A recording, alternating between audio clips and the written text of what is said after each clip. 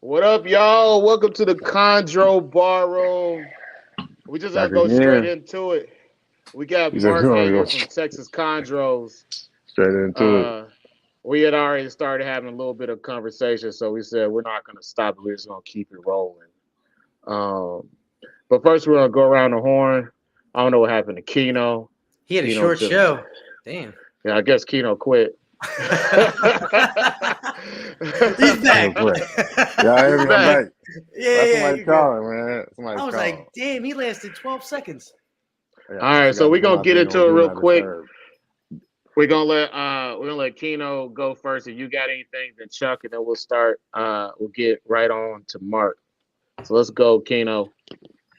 Uh, how y'all doing, everybody? um, I ain't got nothing new for y'all. Ain't nothing big been happening over here.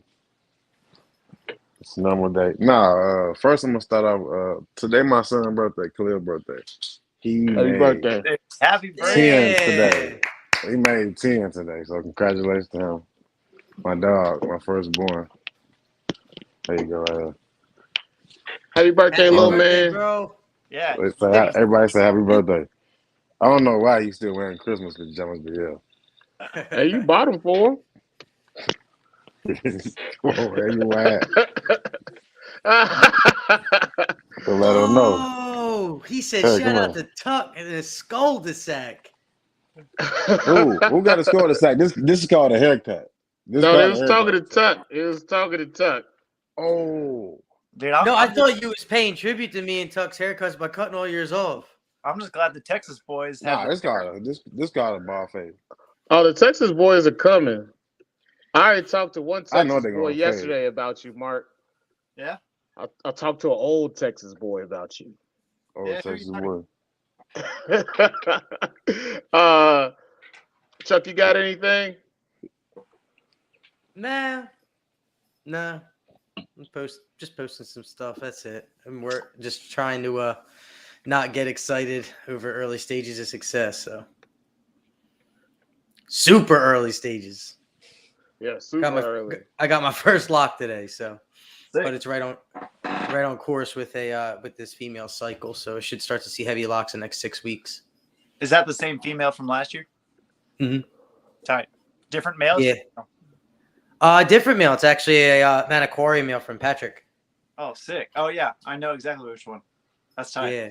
And then I got Alex Warren's male in with my Biak female that has like yellow splotches all over her. And I've been checking the camera because I thought I had a lock. I put him in Thursday and they're already cuddling and they look like one snake all the time. So it's exciting, but I don't want to get excited. There's a long journey. Yeah. A long journey. No. It's What's up, cool Mark? not What up, everybody? ignoring each other. Mikey Mars, The only thing I got is Sonny P. yesterday, a What's couple up, buddy? days ago, Tail. Bill Taylor. Hoffman had a birthday. So happy 1776. birthday to Bill. Happy I birthday, know. Bill. Get better, Bill. Yeah, feel better, Bill. Bill had pneumonia. Now he has COVID. So wish him well. Also, stupid ass That's Marlon. what I'm talking about, Chris. Hell yeah, Chris. He got in a car Already accident lit. today. So wish little cousin Marlon well, man. We love you, Marlon. Marlon, Yeah, man. Marlon. Come on, Marlon. Come on, man. Drive safe out there, man. Come on, man. No, I don't. From the looks of it, it wasn't Marlon's fault. But be safe out there, Marlon. If you need to get checked out, get checked out. I ain't saying that's his Um, fault. Just saying, just be safe out there, man. So let's get to it. We got Mark here, and we're happy to have you back. So we had Mark on. Mark was literally our first guest. If you really been watching the Chondro Bar Room, then If you've you been here from day remember. one, you will know. You remember when Mark was here. If you're a day one Oh, you member, you will definitely know. remember. Yeah. Hey, So I'm not new to this. I'm true to this. Hey, he said it. he was the first one to pop on with us, man. Really, really just come in here and chill with us. It was completely unexpected too. That was the best thing about it. Yeah, You well, just popped I on. was before Yeah. before I was a guest, I was a fan. So I was always Man, watching we you guys we would do appreciate that, man. You was never a fan. You was just a family member, man. That's why it's called the bar room. Anybody can pull up in here. Yeah, anybody that come in here is always welcome here. I don't really think we got no fans, man. We got people that just come here act a fool, and they learn about snakes too. and, you For was the most definitely part, one we of the talk day to ones. I ain't everybody gonna that's a lie. regular here. Yeah. My wife reminded me that my light isn't on. The light that she bought me for Christmas, so I gotta cut it on Of course, to she gonna please. do that. You better Yeah, get that damn light To, on. yeah. Why do you have it? I'm not gonna use it. I And mean, you gotta fix the camera so it's we can see it, right? You know what I'm I saying? need to raise it up. Honestly, There you go. Or move it closer. I can't really move it closer. It's on the wall in the back. Unless you want me to put it right here and move it up. That ain't gonna work. Man, just do something. I'll put it on a stand and put it right behind me. Um, but let's get into it. Mark, so you want to start off with your history, how you Shit. started with Yeah. reptiles, then to green tree pythons and so on. Yeah, man. Well, dude, first, thank you for actually inviting me on this time. The first time I came on as a guest, it was, I basically invited myself, and you guys let me in. Devo. That's why I put the Devo. That's why I put the Devo video. That's exactly what you did. Yeah. So it's cool to be invited as an guest, but man, I love what you guys do. I'm super honored to be here. There's nothing better than talking snakes. So especially with guys that love to razz on each other a little bit. So man, I always like watching you guys. I always get a kick out of it. And man, dang it, Chuck. Already, This Chuck's pimp phone. Either No, I'm I guarantee you it was a deer alarm. It was a deer moving Good now? outside. The camera alerted. It's Chuck's We good paging. now? I had somebody calling me. Nobody calls you. Nobody likes you. Man, It was good deer. help is so hard to find. It was a deer alarm.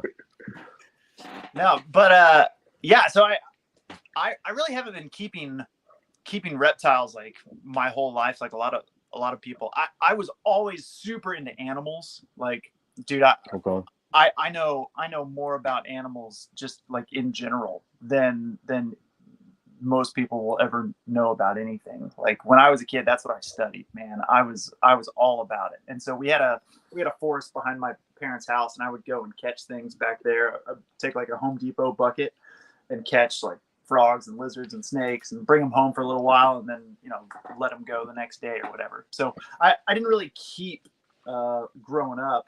My first snake was a rough green snake. I had that for a couple of years, and it did. So you were in Texas your whole life? Yes, sir. Born and bred. The promise right here, man. So like, what age were you when you first started running into like the venomous stuff outside? How young were you? Man, so obviously I grew up like going to the lake a ton. So I've been around the water my whole life. I learned to water ski when I was like 4.5 or 5, and so like ever since I can remember, I've been around the water and in the water and all that stuff.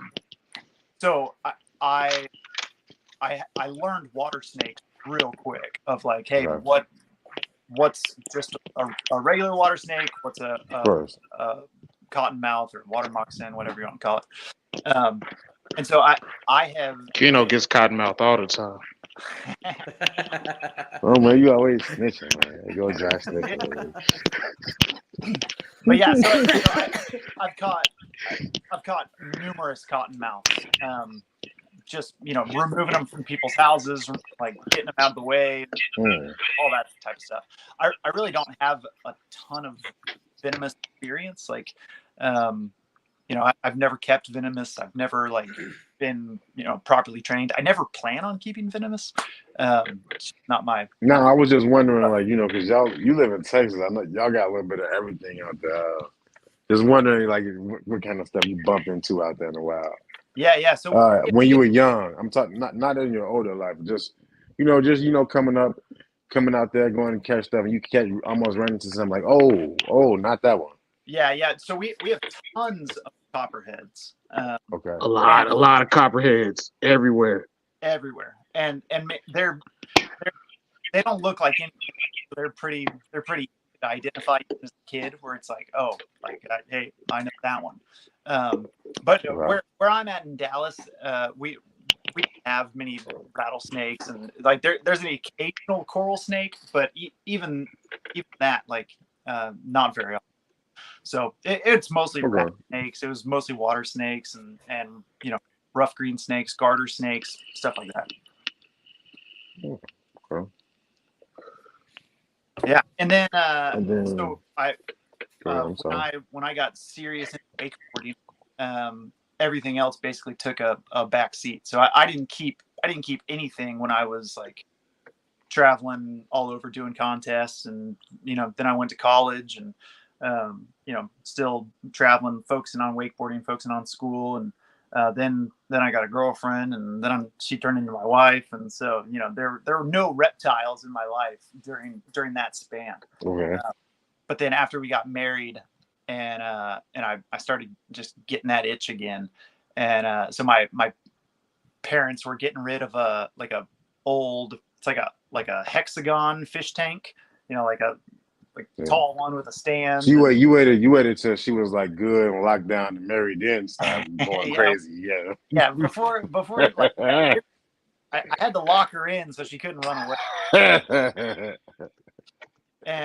And so my parents were getting rid of it, and I was like, oh, dude, like, I think I want to get a snake again. Like that was super fun when I was a kid. I still love animals, and man, I like, let's do it. So I got a baby carpet python, kept it in there for probably, I don't know, 2 years, and then like I always wanted a green tree python, because I was like, oh, dude, that's like the pinnacle. Like, but people had said, oh, well, carpet python is really a good place to start, and I was like, dude, I wish I could have a green tree python. And then my first green tree python, I got off Craigslist, and it was a yellow neo that was just starting it. So it was probably around a year. And what year was that, by the way? that was 2011. Okay. And I remember that year. Chuck still had hair on his head. probably not. You say you've been bomb for 12 years, man. But yeah, 12 years of alopecia. I got that first green tree off Craigslist for $200, and that snake turned out to be Fiona. That I would I kept her till she was like 8 or 9 years old, and she just kept getting more and more black, with age, and so she was what really started me down the like the crazy chondros. Like she was really, really incredible. She was small, and when I around what age did she start getting that black? Because you said you got her like right when the OCC started. Yeah, so at first so in the BIOC, you could probably say it probably about 16 months, 17, 18 months, somewhere around there. Yeah. So how old was she when you started seeing that black? So the guy that I got her from told me that she was a BIAC Merauke cross, and so he was like, oh yeah, I think this is the guy that I got her from, and he said that he bred her and all this stuff, and I tried a number of times to hunt down like if she was captive bred or whatever, wherever she came from. Never found it. But she wasn't a pure BIAC. She was definitely a cross of something. What's up, Jack? Exotic. So but yeah, she started getting this like really dark green wash over her, and during her change from yellow to green, and then like just one by one, black scales, like individual scales, started turning black, and man, she turned out just phenomenal. Like what I would consider a like from a yellow Neo standpoint, like she had a medium amount, maybe medium high amount of melanism when she was, probably 3 years old was when she was at her best. So she was awesome, and she's what really like gave me the chondro bug. And so then I was on the MVF like all the time, like just studying everything. Like, dude, these people were speaking a different language. Oh, Jesus. And I wanted to know. What up, Pat? What up, Pat? Pat, I'm bummed you're not here. Like it feels lonely without you on a podcast. Oh, Randy. We could bring Pat in here. If Pat wants to get in, we can bring him in. I was talking with Pat last night. But yeah, so I was on the MVF. Like I wanted to learn what these guys were talking about. I wanted to know the snakes' names. I wanted to know the lineage charts. I wanted to figure out like everything that they were saying, because especially when you first get into green trees and people are throwing around, different names and you're like, what the heck are they talking about? And so then like, dude, it was just this rabbit hole that I went down where I just had to know everything, not just about. It was crazy because when you found one name, then you go down a rabbit hole with another name, and then you're like, oh, what the hell is this name? And then this and this one that leads to another name. You're like, oh, what's up with all these names? But then you start looking at so many lineage charts, you just see them. Yeah, and I fell in love with the lineage stuff just as much as I fell in love with the snakes, man. Like it was fascinating to me to go back in history and watch like the generations of breeding that had occurred and how everyone kept records and doing the breeder tags with the snakes and everything. I was like, oh, dude, sick! Like this is so cool. So yeah, man, I got hooked, and from there it just went. Pat wanted to say something. He said, "Tell him about creeping on my iHeart page." Yeah, so dude, for those of you that don't know, there still is a website called iHeart. No, but yeah, it was like this. It was basically like Facebook for your animals. So you would like create. So you have your own page, and then you'd create like these like sub pages of your collection, and like update pictures of like how the snakes are, and you could categorize it by like, here's my males, here's my females, here's my pairings, here's my neos and everything. So feeding logs, everything. Oh yeah, dude, you can do everything on there, and it really was a pretty sick website. Like for it, in the time that it was ahead of his time. It was ahead of his time. For sure. Yeah. Yeah, and I think Aaron Florian, who was a big time chondro guy, I'm pretty sure he created it. Pat, you can correct me if I'm wrong. But yeah, so I would just search on there, and especially going after like living stuff, I would like try and like trace back different animals and find pictures of them, and I came across this iHeart page that was called DFW Arboreals, and I was like, DFW, like Dallas Fort Worth, like that, dude, I'm right here. And this DFW Arboreals page had like 50 like amazing green trees on it. What did you say? Yeah, Aaron. And like it had green trees, it had emeralds, it had like unbelievable stuff. And so I was like drooling over this iHeart page, and so I started shooting messages, and I was like, hey, like if you ever want to do a breeding loan, hey, can I come to your collection? Hey, what about, like, would you ever be willing to sell me this snake or this? And I trying to network. I was getting no reply. And so was I. And so finally finally I figure out like, oh, it's this guy Patrick Holmes. Like, yeah, okay, I gotta figure out who Patrick Holmes is. And I message him, no answer on Facebook, no answer. And then I do some digging, and on the MVF, I found threads about Pat's past mishaps with the authorities, and so he ran a foul law. Yeah. With the authorities. with them people, the big boys, and then around that same time, when I started reading that stuff, his brother Bobby messaged me and was like, "Oh, hey man, sorry, like I don't check up on Pat's iHeart page like all the time, like here's the deal," and and so and then like I think I talked like randomly like the week Pat got out. I don't know if he called me or I called him, but we talked on the phone like that first week and just talks about snakes. I'd never met the guy. Like he's fresh out of prison, and we're just like we're rubbing elbows. He come home talking about snakes, dude,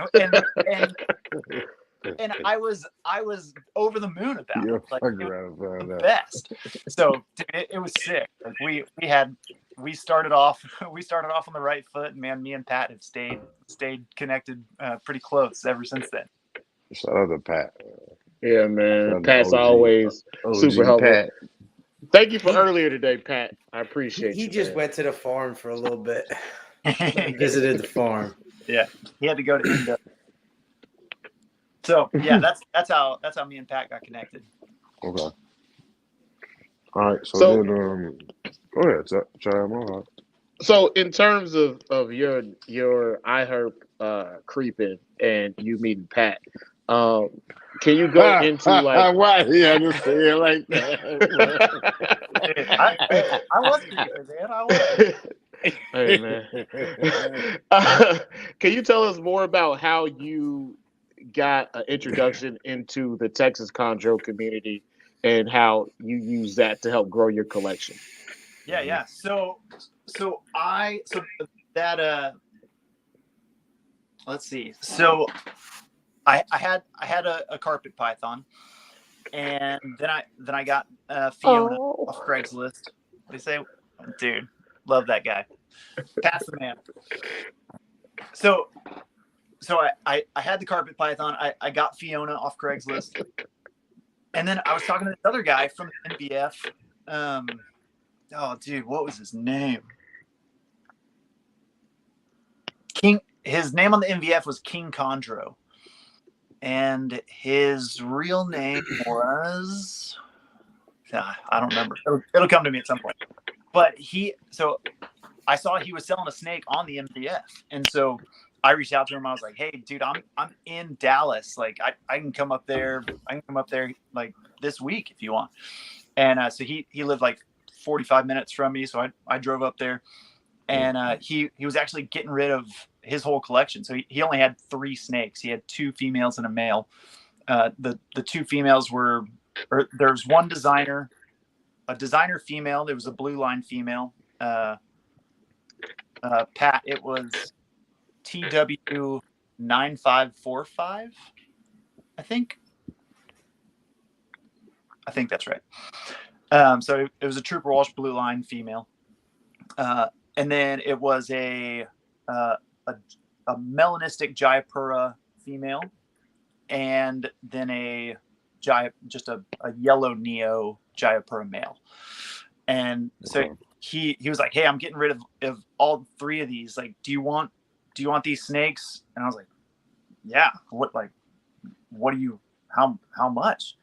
So he was like, "Man, I don't know. Like, I just want to get rid of them. How about 600?" I was like, "Each?"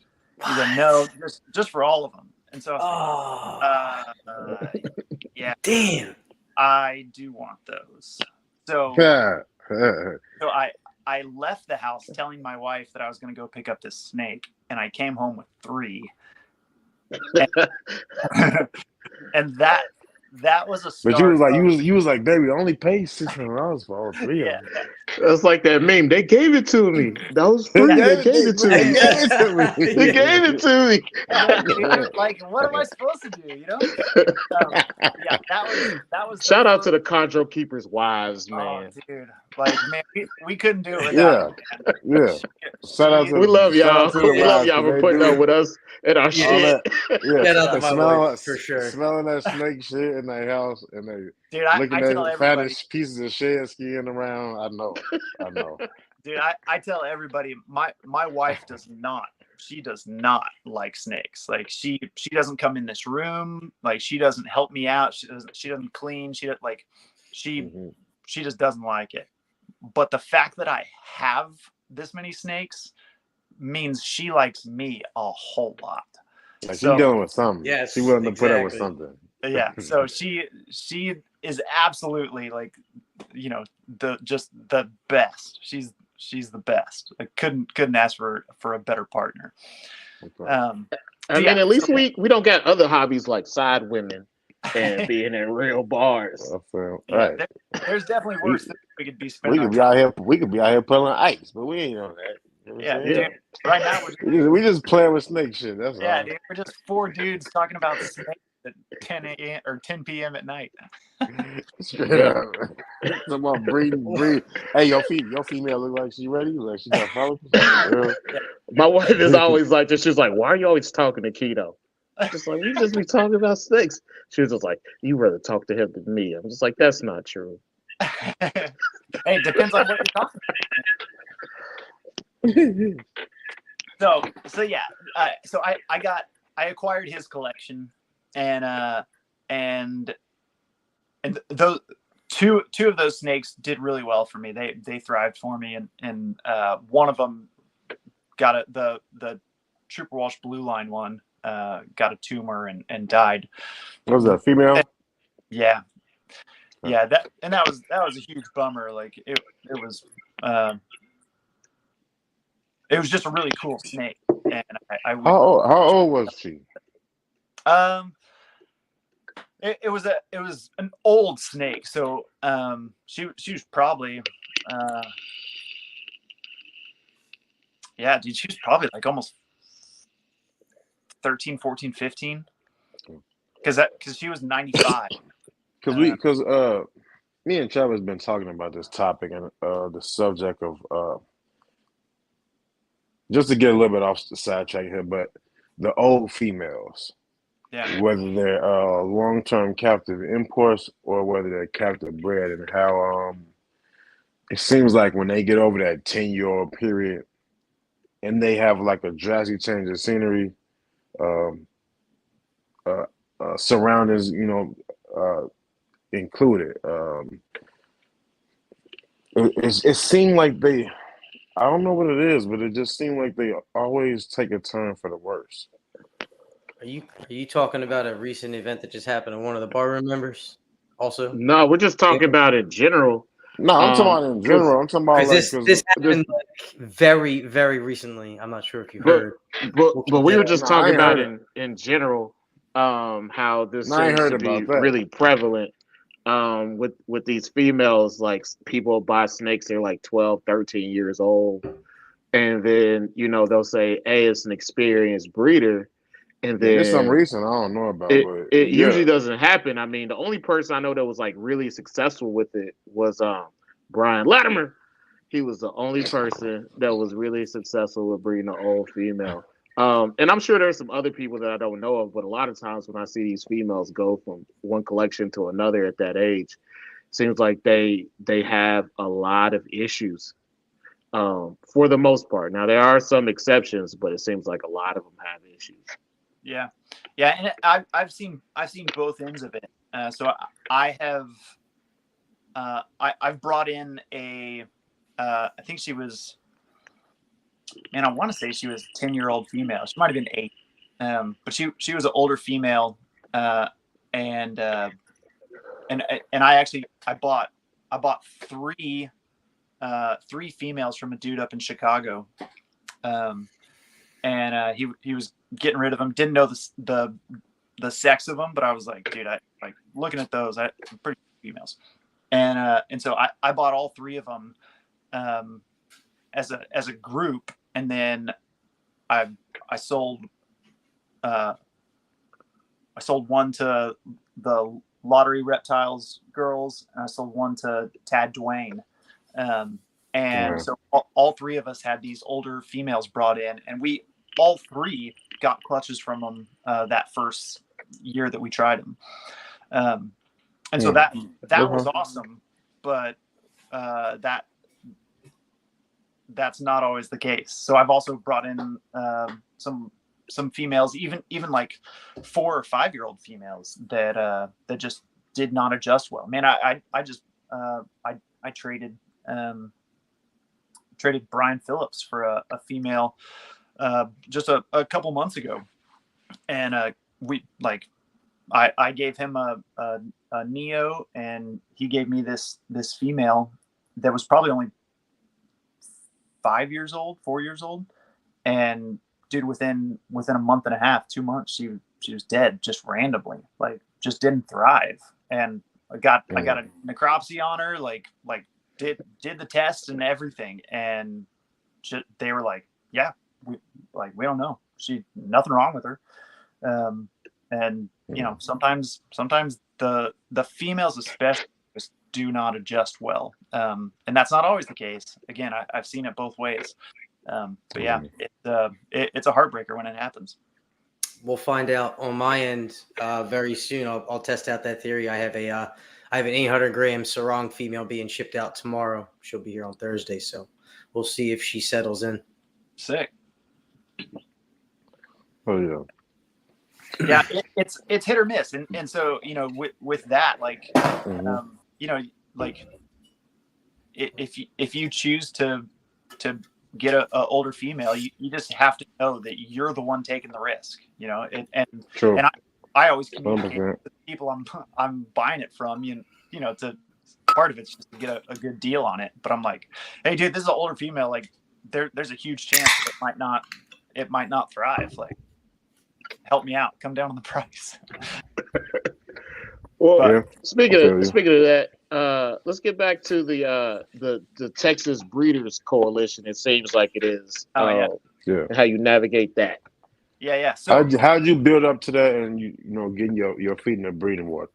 Yeah. So I acquired that dude's collection, and then I had 4 green trees. 1 died, so then I had 3, and I had them for a while, and so then I met Bill, and I went over to Bill's house, and I was like, shout out to Bill. I was like, dude, like, shout out to Bill. Shout out Bill. Shout out Aiden, man. And this is it. Damn, Aiden. Shout out little Aiden.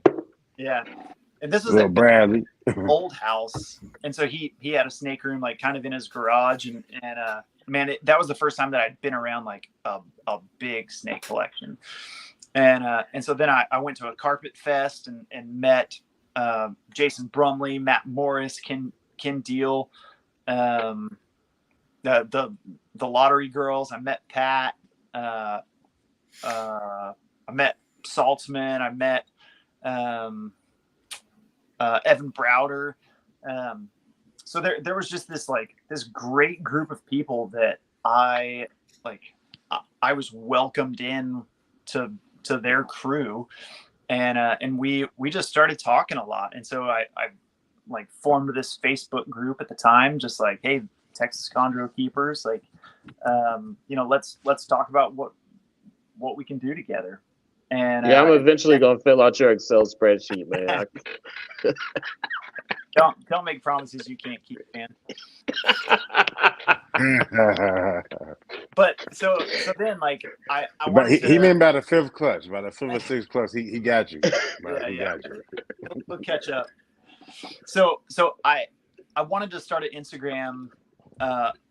You know, I was following all these snake accounts on Instagram and you know, just drooling over stuff. But then I looked at my collection. I only had 3 snakes,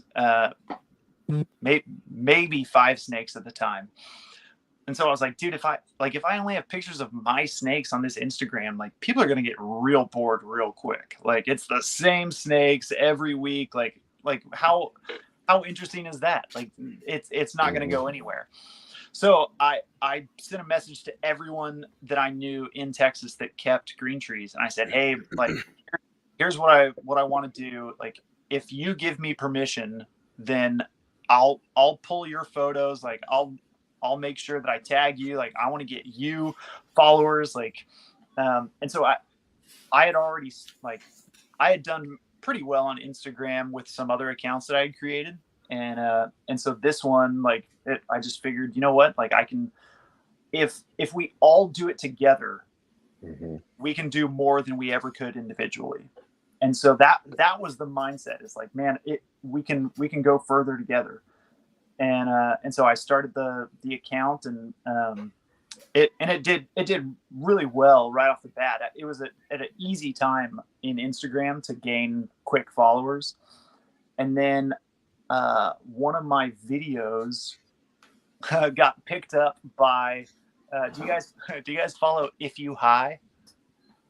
Yeah, No. I should be. That sounds like an account I should be following. I knew Kino would follow it. Yeah.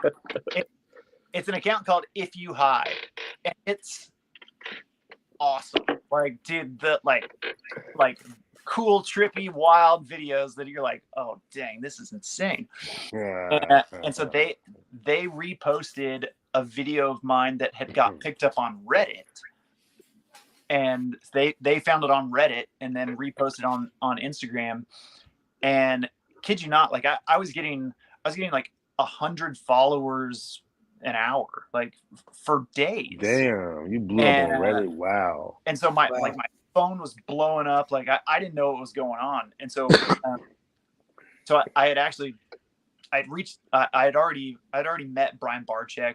We'd been talking for a long time. We had become pretty good friends, and I reached out to Brian. I was like, hey man, like, what do I do with this? Like, do I need to change something? Do I need to do something? Like, do I need to make sure, like, hey, shout out to Brian Barczyk, man. We praying for you over here, man. Yeah, we wish you the best, Brian. Dude, Brian really is the man. Like I love Brian, and he and I we've kept up, and he's awesome. So if anyone, shout out to him and his recovery, man. He can, man. But yeah, so he advised me, and we talked a little bit about like viral videos, and so then it was like, okay, so I think I've figured some of this out, and so you know, the account just kept getting bigger and bigger. And so hey, Brian was the king of them viral videos before. Him and Chewy. He used to have Chewy getting bit in the face. Chewy opened the tub up and put his face right there. Yeah, man, whatever happened to Chewy, man? Is he still alive? Yeah, so that helped a ton. Like get the mindset of like, okay, so if I want this account to be something special, something that lasts, and something that like really promotes the people and the snakes that I love, then man, like I'm gonna use it. Like I'm gonna post once a day, every weekday, at least. And so, man, there's been times when I've done more than that. There really hasn't been times when I've dipped less than that, unless I like take a couple days off, or I'm working too hard or something. So, but yeah, man, the account continues to do well, and man, just like earlier this year, had a reel that got like over a million a million views, maybe. I have no idea. A lot. You really put on for the state of Texas, though. I give you that, man. Yeah, I appreciate you for all the help, Bart. All the help you've given me. And man, I love doing it. Like it, you know, it's really special to me. Like I love my state, I love my friends, and I love these snakes. And so, dude, why wouldn't I want to like promote and push them as hard as I can? Like, dude, it's a no-brainer. Pat had a quick question. He says, was it the video of the female coiling on the perch? And then he had another question. He said, Mark, was the first time you met Brian that day with you and me and Forrest and Ari? Yeah. So yes, it was the video of the female coiling on the perch, and like one of the things that Brian and I discussed is like how many things that we snake keepers take for granted as something that other people, like non-snake people, would see as fascinating.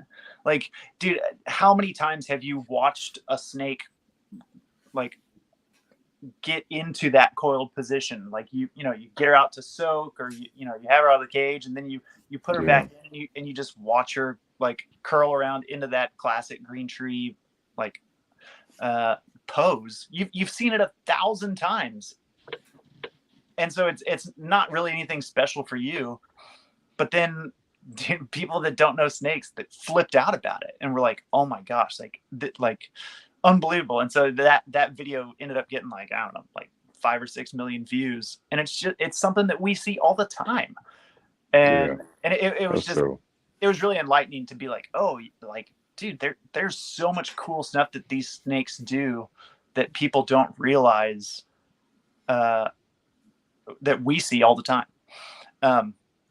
And then, so the first time I met Brian, so me and Forrest Fanning had been Instagram friends and messaging back and forth, and he was really into like chondro lineage stuff, and so he knew that I was into the Calico stuff, and so we had been talking, and he and Brian came down to Universal Rocks to like look at that stuff for the very first iteration of the Reptarium.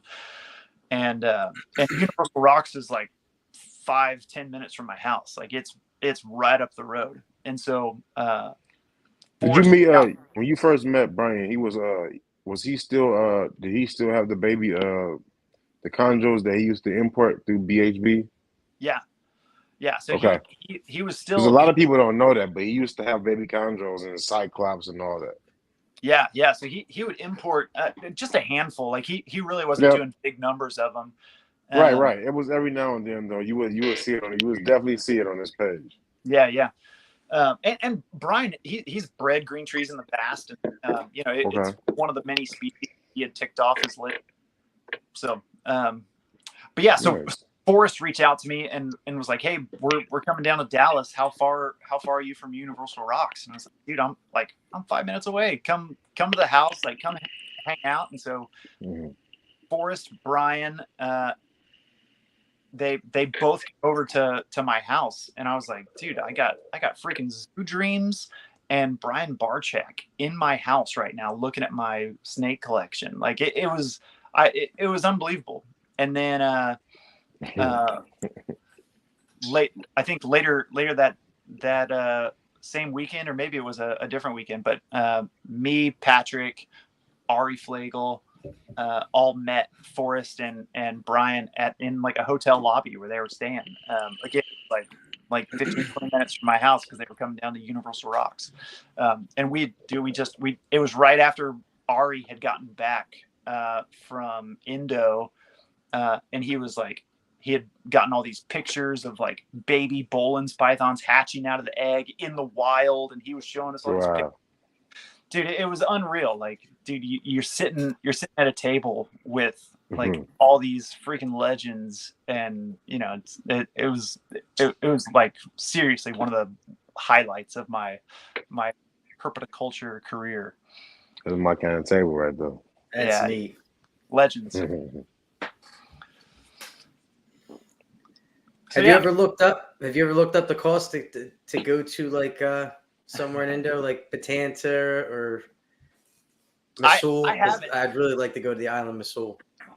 Yeah, so I'm actually scheduled to go to Australia next year for a big wakeboard contest. They're doing the World Championships down there in Australia, and I'm going to be the announcer for it. So I'm supposed to go to Australia next year, and so I'm already talking to the Aussies and being like, "Hey, dude, if I come down, like, can we go up north and go find some green trees?" And they're like, "Oh, I need that green tree herping trip." Yeah. So, Set it up. hopefully that'll happen. I haven't looked at tickets to Indo or anything, but it would be bucket list for sure. Yeah, dude. It was unbelievable sitting with Ari and Brian and Forrest and Patrick in a hotel lobby, just just drinking beers and talking about like crazy snake stuff. Like it was a dream come true. It was awesome. That's neat. And to touch back what you said earlier about, just the little things that the snakes do that people find like real interesting. And I think I've said it on quite a few past episodes, like how blessed we are to have these things. Like this is the Super Bowl of keeping snakes for some people's dreams. And we have multiples upon multiples. Like life's good, man. Like it's neat to have them all. You walk into a room and you're like, okay. And then the best is all of us now can say it like, damn, I made that one and I made that one. And this one's cool as hell. I like this one. I love them so much. Dude, man. If you ever walk into your snake room and don't feel blessed out of your mind, then you're in the wrong spot, man. So it's except when like 4 of them other shit than overnight. when they shit. Yeah, I walked in there today. It smelled terrible. A bunch of them shit overnight. So, oh man, it smells terrible. Yeah, but the funny thing is, I was telling this story to Alex Warren the other day when I got to meet Trav at Bill's house. Shout out Alum. Shout out Alum. Dude, so I was telling Alex, like, dude, when I first, like, at this time I probably got up to like 5 or 6 green trees, and I kept them in like the guest bedroom and or just one of the like spare bedrooms in my house, and dude, for probably like 3 years, I walked into that room every day, turned the knob, and thought to myself, which one's going to be dead today? And they never were. Like in that 3 years, I didn't lose a single animal, but I had heard all the stories. I was like, oh, dude, they're just going to drop dead. Like chondros are so hard to keep. Like, you don't, if you get one thing wrong, like then they're all just going to keel over. And literally, there was anxiety every time I turned the doorknob to go into that room. And I thought, today's going to be the day that at least one of them is going to be dead. That was the thought process. It was 3 years, and it never happened. Like it was 3 years. It was completely based on what I had heard, what people had said, like all the stuff. And so then, like, finally, I had to like talk myself down and be like, this, like, you're worrying about something that hasn't happened. Like they're animals. Yes, they're not going to live forever, but like you're keeping them well. Like you're doing it. And so it was just like this. I had to like reprogram myself to like, okay, relax. Like you're doing all right. Because I was just convinced one day they're all gonna be dead. There's one animal. Unless you try to breed them. Yeah. I said it last night on MJ's podcast. I think it was Eugene Bissett who said, when you try and breed chondros, you're either gonna get more chondros or less chondros. So yeah, you're not gonna end up with the same amount. Well, we got one animal that's gonna live forever. His name is Patrick. He is an animal. Speaking of Alum, man, I appreciate you, Mark and Alum, for welcoming me that day. I really appreciate it. Dude, I was stoked to meet you, man. So was I, man. I was happy to meet all y'all. Yeah, that was cool, man. And I hope you felt like, just what it's like to be around the Texas crew. Like, man, we've got such a cool group of dudes and lady keepers that just like, man, we just love each other. We love the snakes. Like when we get together, it really feels like a high school reunion or something. Like it's awesome, man. It's the best people in the world, in the best state of the world. So what other ladies y'all got breeding down there in Texas? So we did have lottery reptiles. For sure. The other lottery. they were here for a long time and they had like pretty unbelievable results. Like I think one year they paired, I think they paired 3 or It 4 was like they females, first and 3 or 4 clutches, and they and all they had they got the 100% Love you, first three or Alum. four females all clutch, clutch, all 100% hit. hatch, and they crushed it. Um, Pat.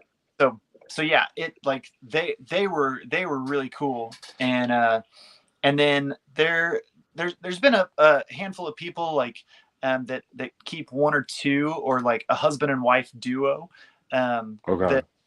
that like right now, Julie and Todd Gavin, they're like, they've got a really eclectic collection. They've got geckos, they've got snakes, they've got green trees, and they just had 2 clutches this year, which is awesome. Oh, green But trees. yeah. Oh, Yeah, nice. one was pure ruse, and the other is pure cyclops. That's neat. That's awesome. Yeah, was what? Just saying, man. Here, hold on. Let me do it again. One was pure ruse, and one was pure cyclops. You post them on your page? Yeah. Julie and Todd Gavin are their names, and All right, we'll go get my shovel. yeah, I think their cyclops are both yellow neos. Maybe one's a red Okay. neo. But they, I got my shovel. Give my little shovel, but I still get my shovel. yeah, get them. That's Keep what going on Pat them said. parts. So yeah, Trav, So- I hope you felt the family vibe, and that you're just as much a part of it as everyone. Yeah, I really did. I had a good time. But Maybe I'll see not. you guys for NARBC in September. This is a I'm pure already yellow gonna be pen. there. I might have to pass on I it. know Sal from Cryptic Chondros is coming too. So he already talked to Bill. So I'll see you guys for NARBC. We're gonna have a good time. I think we'll have more time. Yeah, dude. Oh, wait, for the NARBC, underplay. it's I'll a see you, different Pat. weekend, man. Like I see you. there's people from all over, and they Not me. converge at Bill's, and so it's awesome, man. Like if you've never been to the Arlington show, it's worth going. It's super fun. It's big. There's tons of stuff. Like, and man, you're walking around the show, and you're like, oh, dude, like I've seen that guy. Like I know who she is. Like, oh, and it's just this who's who of everything. So it's really a cool special show. So help me make my Yeah, mind I already up. know I'm gonna link up. I'm gonna link up with Alum. Oh, for sure, dude. You got to. So as soon as I want to talk touch with. down, I want to talk I'm to gonna find Jason Alum, Brumley and I'm gonna too. roam with Alum. We got to hook up with Jason Brumley too, man, because he didn't. He got a lot of Signal Herb stuff. He got some Signal Herb stuff that traces back to Rico. I like to. I like to talk to him. So I have some of his Signal Herb stuff. So Jason actually he got out of a lot of it because he got married, moved up to Chicago for a little while because his wife, his now wife, was finishing up I think nursing school or Damn, for real? Jesus. something. So he was up there for a couple months, but I'll take that back. Sorry, I think they moved back down to Texas, but he basically got rid of just about all his snakes. So they went to a handful of us that we kind of divvied them up, and damn. yeah. So that Lyra Cyclops that I told you I have, what is it, SH? That was from it. That was his girl. Yeah. Okay. So I know he had something like that, and I was wondering, like, a lot of y'all in Texas got that bloodline, but I see you got his. Yeah, dude, the Texas love gets spread around. Yeah, it's big. It's a lot of love. So let's get into what everybody wants to hear about. Mark, we want to hear about how you started breeding, and you've had some really intricate breeding plans as far as some of the pairings you've done, and we want to move that to Calicos. So can we start at the very beginning? How you did it, and the things that you saw, the things you want to produce, and how you went about doing it. Yeah. So I got hooked on the Calico stuff just through the MVF. You know, like one of the things that I always recommend to people when they're getting into green trees is, you know, like do your research and find out what you like. Like if you like a certain designer line, if you want to go for blue chondros, if you want to go with crazy colored chondros, if you want to go for locality stuff, if you want to be a purist and just stick with like that's great. Like do research, find out what you like, and then go that direction. And so for me, man, I loved the Calico stuff and just the crazy colors that chondros can have. You know, the blue snakes are cool. But I looked around and I was like, dude, there's a ton of people doing blue snakes, like, or at least trying for it. Like, and so, man, I'm going to let them do blue stuff. You know, there's talk that talk, Mark. Talk that talk. So, you know, it's like, man, I saw my lane and I was like, dude, I want to go for the Calico line. Like, man, there's so many snakes in that lineage that are just mind blowing that when I saw them, I was drooling over it. And so, yeah, so that was one of my big focuses. And then, I actually, like, pretty early on, I had a couple phone calls with Rob Worrell, who shout out to Rob, crazy ass Rob. he comes up every episode, bro. I just like Kino talking about him. Kino said you can't go full Rob. I lost it, bro. you can't go full Rob. You can't go full 12-page Facebook. But I admit though, but you gotta admit though, Rob has a wealth of fucking chondro knowledge, and once you get past all the hoopla and all the the rah and all the gloat and all that shit, it's some rock solid information and the name calling and all that. Yeah, it's some rock solid info. Read through his Facebook essays. Yes. And the rants and him ranting with all the personal beefs that he got in his life. That his mom jumping in. He was his mom jumping in. Dude, Rob's a wild one. No, Rob mom didn't jump in until he started having because he got into the car accident. And that's when she started posting. Yeah. Before that, he was a one man force. I would say that. He was a one man force. He man, it was never a dull moment, you know, having conversations with Rob. He had stuff to say. And, it was always interesting. So yeah. So I got connected with him. I got connected with John Leckie, and so I saw those two dudes, you know, creating like awesome looking snakes from yellow neos, and I was like, why are these the only two dudes that are doing that? Like, you know, you watch, you know, you look back in, you know, the history of, you know, the blue line and Calico stuff. And, you know, any like big designer line. And you just see like these selectively bred red neo projects.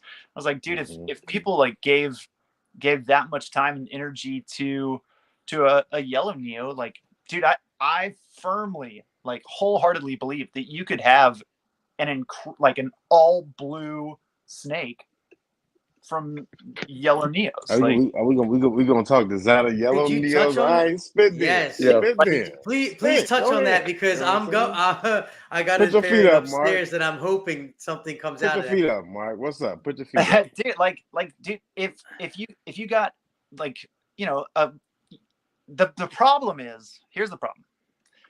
Red neos are exciting to watch change, and they do it pretty quick. Like within those first like 2 years, it's like, oh man, like this snake could go any direction. Like they look fantastic when they're changing. You get something that go all black. You like, oh Oh man, where'd I and get then they here? turn all green, you know.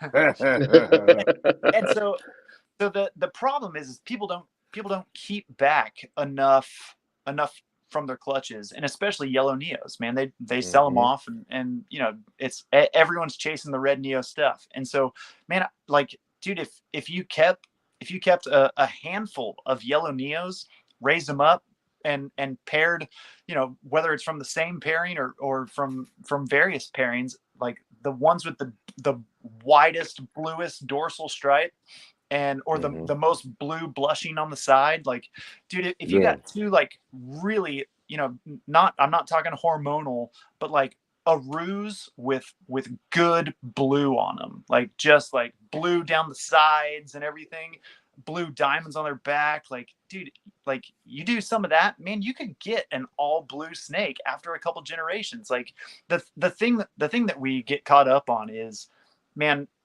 we want immediate gratification. We want one pairing to create. Say that for my show. Say that. Say Yeah. that for the bar room, Pat. You know, Yeah.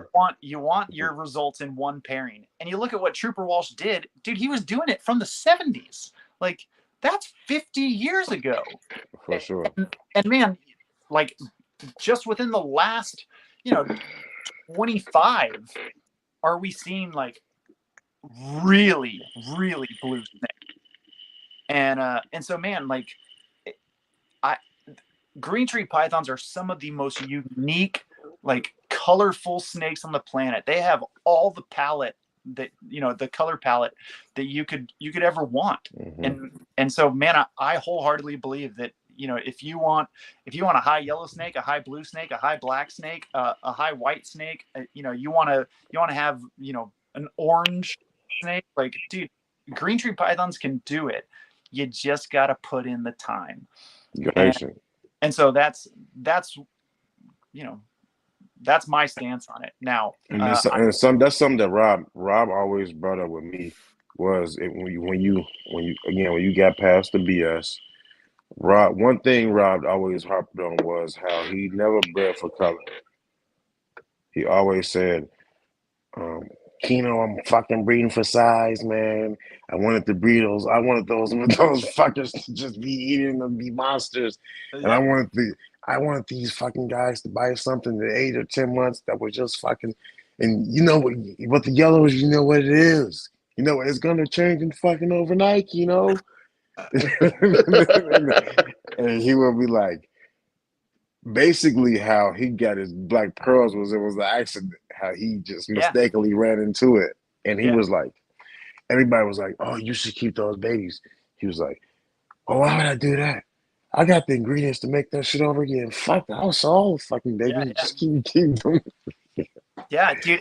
And man, some of the black pearl, like the original black pearl stuff, like, dude, I was tripping over. Like, I loved that stuff. And so, man, I still have one of Rob Worrell's animals in my collection. He's one of my oldest snakes. How old is he? That's Jack, right? Yeah, Jack. So Jack was 2006. Damn. That's when I graduated high school. Damn. Oh my god, I graduated a year after that. Holy shit, that's that's 17 years old. How many clutches Jack sired for you? Jack has sired 3 or 4. And you raised him from a baby?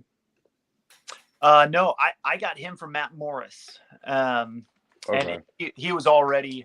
That would make sense, because Matt Morris with the high yellow, that makes sense. Shout out to Matt Morris for just being an all-around good dude. Shout out to Matt. Shout out Matt. I enjoyed our episode. One of the OGs, man. Matt Morris is he's salt of the earth, man. He's just a good old Texas boy. I love Matt, man. Good dude. Matt's awesome. Yeah, people don't know that Matt was he was kind of at the beginning of that whole social media thing. Again, what he was doing with the social media thing was before his time too. Like, if he had the type of talk now, what he was doing then, yeah, man. Yeah, for sure. So you know, yeah, I got connected with Matt Morris. Like we started talking Yellow Neo projects. I was talking to Rob Worrell. I knew John Leckie and I'd seen his Pat, stuff. don't be saying that, Pat. And so, dude, I saw the potential that was there and was like, and my first green tree was a yellow Craigslist female that went high black. And I was like, oh dude, like I've got the ingredients. And so my first clutch with her was pairing her with Jack. And out of that, I got incredible results. Yellow Neos that got tons of black on them, tons of color on them. And man, that like every bit of what I had dreamed of. I can pull one out here. Was that the parent that Wuhan was from? No, Wuhan was Calico. But yeah, Jack and Fiona is what produced Muse. Those were the all yellow babies, right? Yep. Yeah. Okay. Muse or paint. So Muse. Let me grab. I think Muse is the one from that clutch for me. Let's see if I can grab him. He wants to light me up right now. I gotta find. No, you're good. Just go in there. Yeah, I pulled Jamaica, man. Anything can happen. Hey, I'm smarter than I look. You know what I do to get them calmed down when they're in the cage? I pet their nose real lightly with my finger. See, Pat, no, what it is Chuck think everybody's like him. Yeah, he does. Okay, so this, I don't know if you guys can you guys see that? Wow. Yeah, that's pretty. Yeah, it's coming up, yeah. That snake's too pretty to bite. Yeah, so this was keep one messing with it. Jack and Fiona's babies. This is so what parent is Jack from? So Jack was Noah. Chloe. Yep. Okay. So dude, that's pretty. So this is a yellow Neo. It's got tons of black, tons of yellow. It's got some blue and white on it. Like, dude, that's like it got some yellow splotches too. Yeah. So I would always look just like Jamaica. It like a carbon copy of Jamaica. Like that black pearl blood is so damn strong and potent. Yeah. It's so potent, man. So it. I mean, he's not the only dipshit. This was. I heard Jeff wrapped his finger in a Crown Royal bag to get the bleeding to stop after the show.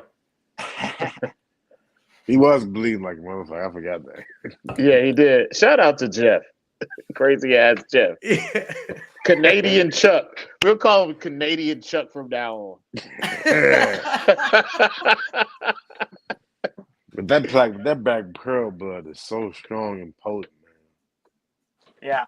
Yeah. So, and dude, so that was after one generation of yellow Neo with melanism bred to yellow Neo with melanism, and I got like an incredible yellow Neo that had all types of colors on it. And so now it's like, dude, what could that do in 5, 6, 7 generations? Like, are you gonna do the repeat?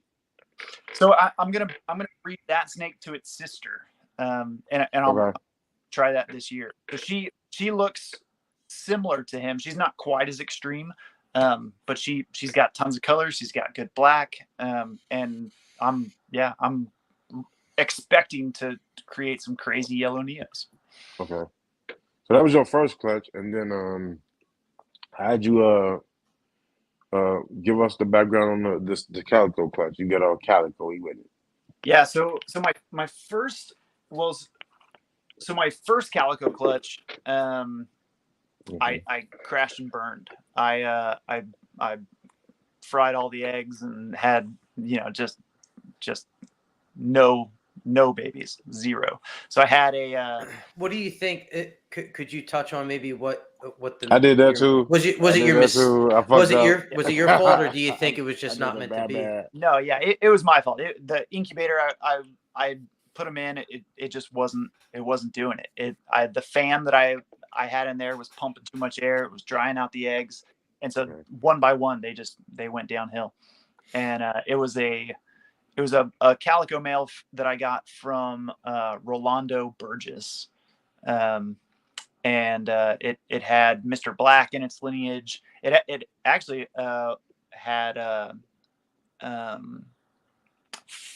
Forrest had its mother or its grandmother. What was her name? I don't know. I'll have to go back and look. Yeah, so I bred him with a BAC, and that clutch totally crashed. That was a bummer. And then I got Jack and Fiona, and I got a BAC to a Andrew Amon Blue Line male. And I remember those went great. I still have a female from that clutch. that. That was a yellow male that was from a Blue Line project, right? Yep, exactly. Okay. And so all that was a full yellow clutch. My first two clutches were all yellow Neos, and they turned out great. The female that I have from that, she's kind of in shed right now, but she's got great blue like all on her sides, and she's really cool looking. Is that the only animal that you held back from that clutch? Yeah. So Okay. I sold all the rest, and one is still here in Texas. I know because GSJ. Shout out Chondro GSJ. Yeah. has Yeah, her, what up, GSJ? and she hit. I actually think his. I don't know if it looks better than mine, but it's pretty close. They have different looks. His has got a lot of like blue on the sides and a lot of white, and mine has a little bit of a yellow on its face, which is cool. So Yeah, I remember when he was first able to grab that animal. yeah. A few years back, man. Yeah, and so I had a handful of calico animals. I had probably 3 or 4 calico males, 2 of which were supposed to be female when I bought them, and they end up being males. You know, it just happens to everybody. And for the people that know, your calico animals, they all trace back to Splash, right? They all trace back to Calico Jr. Calico Jr. My And fault. Calico Jr.'s father was the Computer Chondro. So yeah, so Computer Chondro was part of Trooper Walsh line, and then what Trooper did is he bred the Computer Chondro to Aqua Girl, which was one of its clutch mates, its sister, and out popped Calico Jr. And Greg Maxwell got Calico Jr. and started that Calico line. And so all Calico animals trace their lineage back to Calico Jr. And it's a weird thing in green trees because Calico's not a look, it's a line. And so there's plenty of Calico animals that don't necessarily show the like Calico look, the traits that are at least desired by the Calico line. It seems like it's all different across the spectrum. Yeah, but they all do have similar. They all got a weird neck though. They all got something going on weird at the neck. Yeah. So when Greg Maxwell like kind of coined that term and that line, what his like distinctions of the Calico look would be like an orange or yellow neck, and then like pixelated patterns, with melanism, with just all types of different colors in there. And this is adult age, way past OCC, like breeding age. Yeah. There's always something weird going on at that damn neck. Yep. Yeah. And I love the neck. So I got 2 questions for you, Mark. If either you or Pat should be able to answer it. My first one is, which animal did Greg Maxwell acquire that was given to him for free? Was it Legend or was it the Computer Chondro? I'm sorry. Was it Legend or was it Calico Jr. that he got free from Trooper when he was at the show? He had purchased one for a large amount of money. Yeah, he got a free one. I do remember that. I don't believe it was Calico Jr. It might have been Legend. I think think it was in his of Mr. Blue, maybe, that when he bought one, he got the other two. Yeah. Neither. So I'm waiting for Pat to answer the question. I know he got Pat, Pygar too. Yeah. He bought Computer Chondro, but which one did he get for free? It was like the scrawny little thing that he explained. It was just super Was it tiny. Pygar? Because I know No. Pygar was a yellow Neo, but maybe he bought Pygar. While he's doing that, also, dude, how bad would you like to watch Pat typing right now? Like, dude, he's just. How about we say that? Let's say that for Greg Maxwell. How about that? Dude, Maxwell. We could do that. Now, my question to you. Let's say that. Another question to you is: could you explain to everybody what the actual tricolor is? What is tricolor? Is it a line? Is it a look?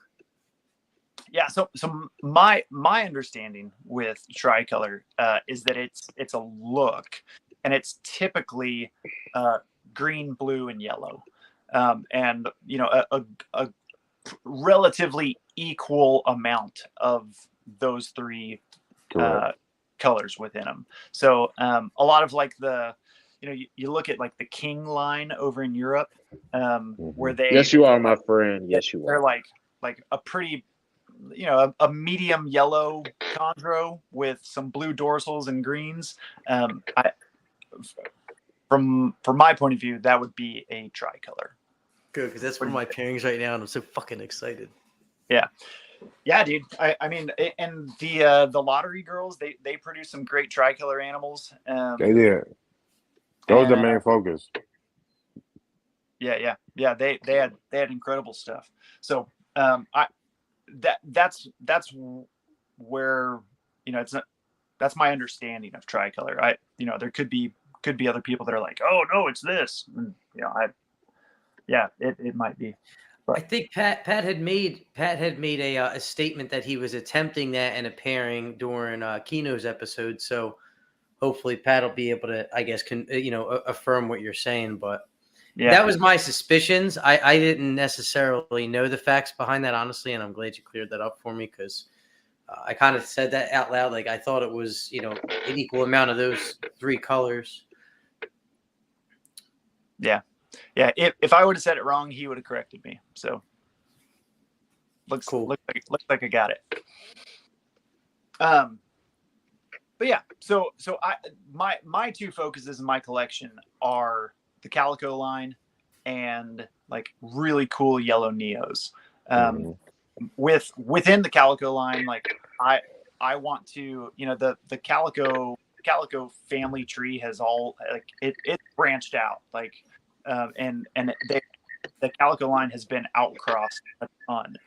My plan is I want to start gathering some of those outcrossing and start crossing them back in from like the different cousins within the Calico line, start putting the Calico blood back together, and that's the eventual goal with it, just to create the weirdest, craziest looking higher percentage of Calicos. I want to create crazy looking snakes, and that's from my point of view, there's very little, like there's very few better lines to do that with than the Calico line. And then with the yellow Neos, it's just see how far I can push it. Yeah, I love yellow Neos. Like I really do love them. My favorite Neo from my Sarong Biot clutch is my yellow Neo. Yeah, that thing don't even look normal. That don't even look real. Like, it looks like you edit the photos. That blue is ridiculous. It's real. It's pretty. I'm just saying, like, that's how pretty it is it doesn't look real. And I could only imagine what the camera's not picking up, because the camera always dulls your animals out. Mm. Yeah, and dude, I would call that animal a tricolor animal. You would? I don't know if it has enough blue to call it tricolor. I mean, it's got blue dorsals, doesn't it? Yeah. Well, They I ain't guess so. leaving. So, hey, I'll It take it. ain't leaving. It ain't like it's gonna I'm turn I'm not green. a tri-killer expert, but I would let a tri-killer. But the Yeah. sarong biak, that seemed like the recipe for a lot of the tricolor product processes, man. Yeah, yeah. I mean, obviously the BX is going to bring in the yellows for sure, and then any of the localities with that bold blue dorsal pattern, Mm-hmm. I think would be a great starting point for doing tricolor stuff. So yeah, let's get back to your continued breeding success rate and some other things that So you what were have you? done. Yeah, what did you plan on? So you planned out the first calico pairing. What was the object in the second one? Yeah, so my first calico pairing crashed and burned. My first successful calico pairing was Munich, and he was an October. He was a son of October. October was a son of Calico Jr. And so October was basically a 50% Calico, and my snake Munich was 25%, and he had this incredible orange neck. I mean, it was like tangerine orange, and he had bright yellow dorsals and just, I mean, everything you would want from a calico animal. In my mind, Munich had it, and so he was a pretty small male, and he ended up breeding this massive female. I mean, she's probably one of the biggest chondros I've ever had. He climbed that tree, huh? Dude, he had been scared to breed like all the other females, and I was like, dude, there's no way he's He said, "I like the." He said, "I like them Amazon." That sounds like my pairing. How small is he though? Because Mark, I like them my BBW. post He said, breeding I weight like on my my male last year was BBW. I like them 260 grams. girls. Yeah, he was probably right around that 300-gram mark. Like he was small. Tiny. Yeah. And the female that I had was 1,100, 1,200 grams. I mean, she was, and I mean, pushing 6 foot. Like, she was big. Was that the girl? Her name started with an L. Lizzo. Yes. Okay. All right. Yeah, that's funny as shit. 'Cause that's exactly Mark. That was my pairing. That was my pairing last year. His post breeding weight was 260 something, and she was about 11 or 1,200 grams, eating medium rats like it's her job. Yeah, dude. Hey, throw love out to the big ladies, man. Lizzo's got it. Hey, you know what I'm saying? The big That's lady something. leave up. I be telling Trav that. You know what I'm saying? Yeah. So yeah, Trav be out here in these streets. so I don't, Munich. listen, man, I got a wife. You better chill out. Oh, come on, I'm just playing, man. You know that. You know I'm just playing. Man. You be out in the damn garage feeding snakes. Yeah. I'll be in my garage most of the time. So Munich and Lizzo, they produced my COVID calico clutch, and I had a ton of eggs, and I lost a ton of eggs. She gave me 23 or 24 eggs. It was a ton. Big Texas clutches. Damn. Dude. And I tried to fit them all in one box, and a lot of them just, they overheated towards the end, and so I had a ton of dead in egg, which was a bump. That's sad. But I did get 4 good neos from it, and they were one of them was Wuhan, and Wuhan straight out of the egg. It was like, I remember. It was like, I remember. Oh, dead. The worst thing about Wuhan was you took Wuhan's picture up against a black background. Yeah. You could barely damn see that damn snake. And I was like, damn, I was squinting at my phone like, what the hell? And I did it on purpose. I was like, I'm gonna make Snake completely black. disappear, dude. And I think Wuhan had no pattern, right? Yeah. It had zero dorsal pattern, but it just had black pinstripe all the way down. No diamonds, no anything. And so dude, I looked at that snake and I was like, oh, dude, like this is it. And man, she's great. She's doing awesome. I wish she would eat more. She's a weird finicky snake. But dude, she freaking looks amazing. How's that been? Expand on that, because you raised her from a baby. So yeah. Give us the ups and downs of Wuhan that you experienced. Yeah, she like it for. It's just like a weird snake, man. Like I still. What up, cousin Earls? I still like. I had to tease feed What's up, Earl? for like the first like 2 years, and now what? So she was in 2020, so now she's coming up on 4, and man, she'll strike and rap, and then like it's like she's got ADD or something. She just gets distracted and is like, "What was I doing? What?" And just like drops the mouse or whatever, the rat. God, and, that's frustrating. And goes on, and I'm like, "What? Like, what are you doing?" So, but you know, she eats when she's hungry, and she'll get to it. So she's not growing fast, but she's growing. How old is she again? You said 2.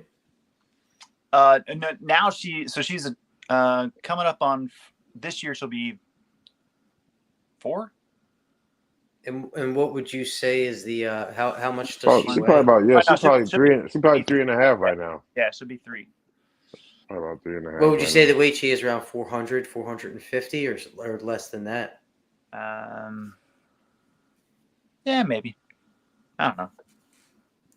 I also wanted to touch on that too, because I'm doing something that you had talked about in a podcast that is controversial, but I'm doing the same thing as you, and breeding a small female that's only 450 grams.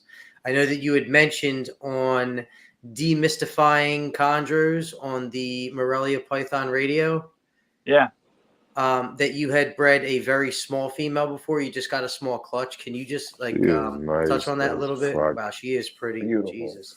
Yeah, so she still got some orange on her neck. You can see. I was about to say she got the weird neck. I saw it. Yeah. She looks larger than 450. I mean, she's not big. Yeah, you can tell she a thin snake. She's a thin girl. Yeah. She probably more longer than she is girthy. Yeah, she could. I agree. She could. Have you tried soft furs? Yeah. I've tried soft furs. I've tried mice, tried rats, and dude, sometimes she hammers it and goes right after it, and then other times she's like, nah. So she's just weird, man. I don't know what her deal is, but I'm not gonna get rid of her. Oh no, you can't get rid of her. No, she's real pretty, man. She's awesome. She's nice as hell. Yeah. So that Chuck, the pairing that you're talking about was Fiona, so Fiona was real small. So I didn't breed her till she was 7, and I'll be back there. And she, at 7 years old, she was like 450, like 500 grams. Like she never hit 600 grams. She was just super small. And so I was like, man, like she, like getting a clutch from her is like a dream pairing for my yellow project. Like, man, I want to pair her with Jack, and so she went the distance. She gave me 7 like good healthy eggs, and it like it was awesome. She handled it like a champ. Now she didn't bounce back like a champ, and that was a huge bummer. So she never bounced back. Period, is what you're saying. She lost her. Yeah. Okay. Now, was she ferocious eater beforehand? I don't want to interrupt. Oh yeah, and dude, I tried, like, you know, you should never push a chondro to like you shouldn't power feed, you know, like whatever. Mm-hmm. But man, I did try and push her to get like get some weight on her and everything, and she just wouldn't grow. Like she was just determined to be small. And dude, that's like my female upstairs, 5 years old, 450 grams, and at one point she was eating sometimes 2 small rats in 10 days. But Fiona, you got her again when she was like about 16 to 18 months, right? Yeah. So she had like just barely started her OTC. Okay. Seeing me, I think is essential, man. Those first 2 years of us getting babies. I think is when their metabolism is fast and you see them pooping every 2-3 days. It seems like I think that's when it's the time to like get whatever adult weight on them, like the foundation for that adult weight. I think that's laid then. Yeah, and the guy that I got her from, so she was probably close to a year, give or take some, and he was still feeding her peaky mice. Okay. And so in my mind, I'm like, dude, she was stunted. So it makes sense now. Yeah. So exactly what you just said, I would agree with. Like, and to really get size on or the appropriate size on a green tree, it's got to happen within the first 2 years for sure. Because after that, there is pretty significant evidence that they can just be stunted from that point forward, and it doesn't mean that they can't bounce back afterwards. But she reproduced perfect and just didn't bounce back. It's funny. I when I got my daughter named her Waffle. When I got Waffle, she was a Biak that was going through the OCC, but she was fucking tiny. I mean, she was this big. Yeah. And I fed her, and you had the blue Waffle. Well, no, the funny thing is the pairing I have right now is Bluey and Waffle. And Jill's like, bro, it's Blue Waffle, you dumbass. I don't know what to do. I don't know what to do. I don't know what to tell you. You had it before, back in high school. Yeah, my daughter named them Blue. So Bluey and Waffle right now are the tricolor pairing. But, dude, I fed the shit out of that female. Cross that line to the and she's a Biak locality. And I mean, she was tiny as hell when I got her, just starting to OCC, and she just does not grow. Like, I fed her a shit ton, but she won't put on. She put on a little bit of weight or mass. Yeah. But her body, she is fucking tiny, man. She's 450 grams, and she's 5 years old. Yeah, and man, some of them, I feel like they genetically, whatever, like they're just supposed to be a small snake. Like, dude, back when green tree pythons were chondro pythons, right? So like they were their own genus. They like I still call them chondro pythons. Well, right, like we all do, but when that was the genus, they were the second smallest genus in pythons. Like they're Antaresia were the smallest, and then chondro pythons are the second smallest pythons in the world. And so, it's helpful for me to remember that and be like, okay, these are supposed to be small snakes. Yeah. And if they're not growing as we think they should, maybe it's because they're supposed to be smaller, I agree with that. You don't want a wife that's 400 pounds. You want a wife that's going to be 170 pounds or 160 pounds giving birth to your child. A morbidly obese female human is not going to. They're going to be a high risk pregnancy, right? Rather than someone who's actually fit. Yeah, but dude, Lizzo gave 24 eggs. Hey man, look. How big is Lizzo? Some people like the big girl. hey! Don't be on I'm here not trying to fat shame. I'm sorry. I did not trying to fat shame the big women. Every time some people like 400 pounds sitting on their face. Some people like. Psylocke. Psylocke wasn't skinny at all. Psylocke wasn't skinny at all, and she dropped 26. Yeah, dude. Yeah, Mark, And what was You the gonna weight of Chuck? both You of gonna those stop animals? disrespecting Marlon? You know what I'm saying? Why am I Marlon. disrespecting Marlon? What happened? I can't see the comments. I got it on full Because he screen. did that in high school. That was all him in high school, man. You know this. You know what I'm saying? Oh He had a fetish for man. that. He had a fetish for that. That's Hey, our leave dog, Marlon alone. man. He just got a car accident, man. Let Marlon live for a Yo, day, man. Kino's gonna get more. Yeah, this is gonna be another T-shirt, man. It's like skull to sack. Come on, someone come up with some kind of hashtag, please. Let Mark, Marlon live. how big was that female that gave you that many eggs? And also Trav too. How big was that female? Mine was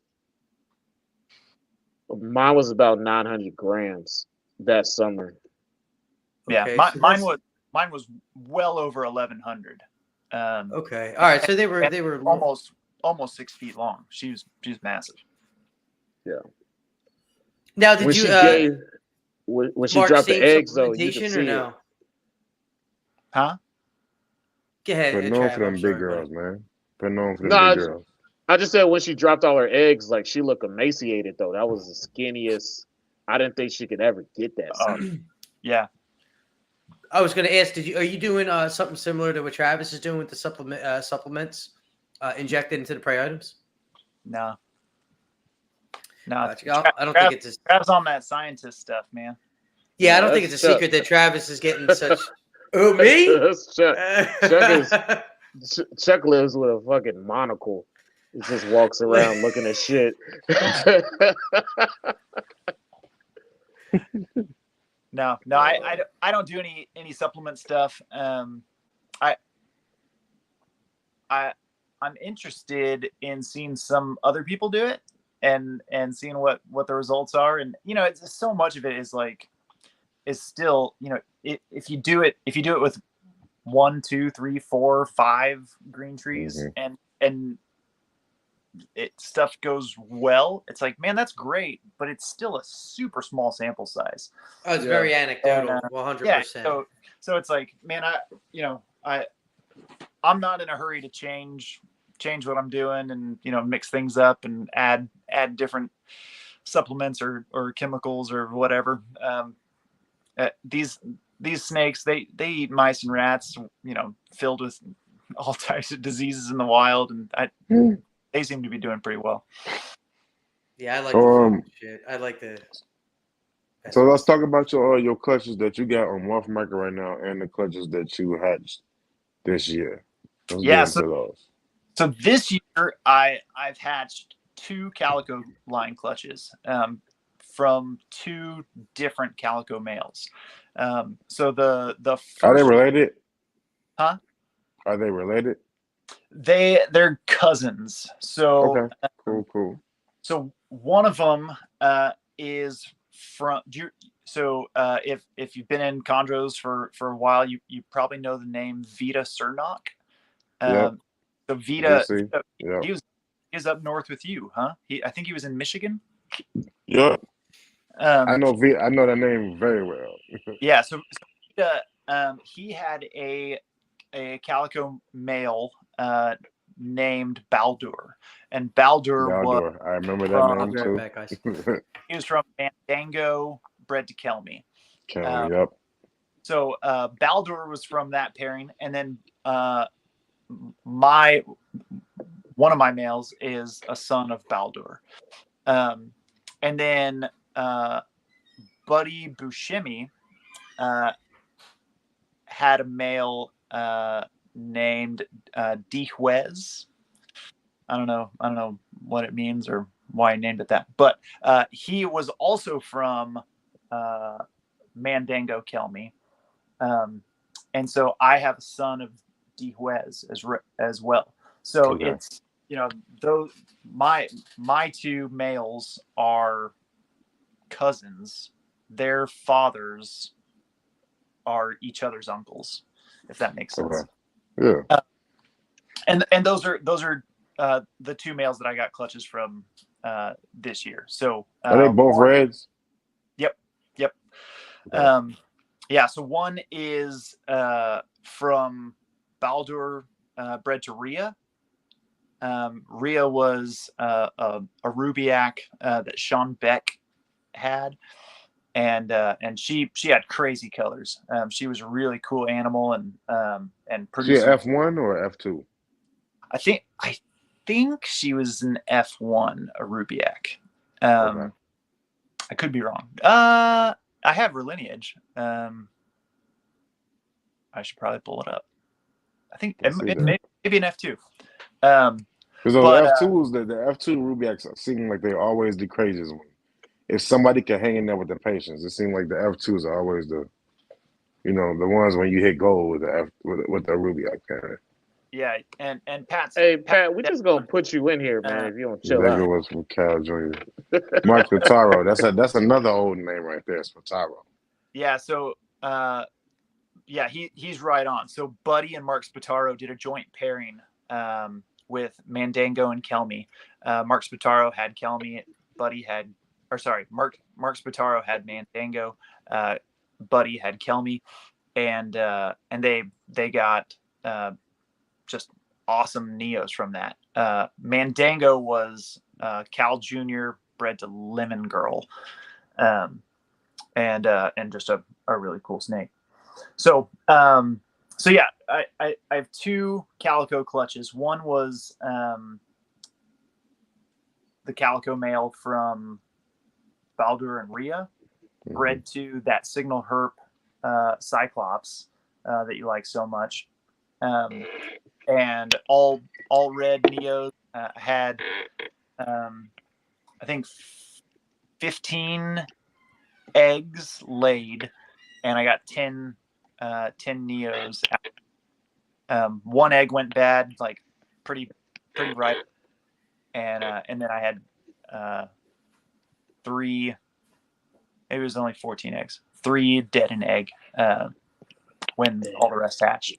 But dude, the ones I hate that. I was like, yeah, dude, they look killer, and they're if you saw on my Instagram, like when I did that feeding video of the babies, man, they all ate first try. No, like just pinky in, ate it, boom, next one, pinky in, ate it, and I was and this was scented or unscented?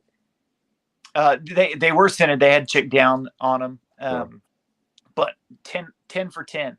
Just I probably fed the first time. Shit, in 10 minutes. It was unbelievable. I had no idea what was happening. It was awesome.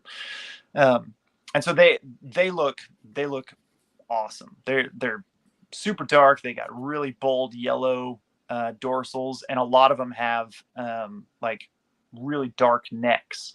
And so I think they're going to be incredible. They're going to be really cool. If you know Blue Velvet, Anders had a snake, and I think he's called Blue Velvet. He's a brother to the male that I have, and I think these neos. I think Blue Velvet passed away on him. Maybe, yeah, maybe. And I know he was pissed off about that. And he was looking for he got like a Dave D, I think, to replace it. But I remember he was taking his time with Blue Velvet, real patient, building it up.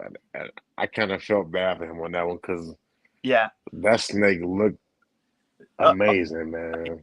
Powder blue, like, and then had tons of black, had white on it, had orange neck, like it was legit. And I imagine that these babies, at least some of them are probably going to end up heading that direction because of the Signal Herp female.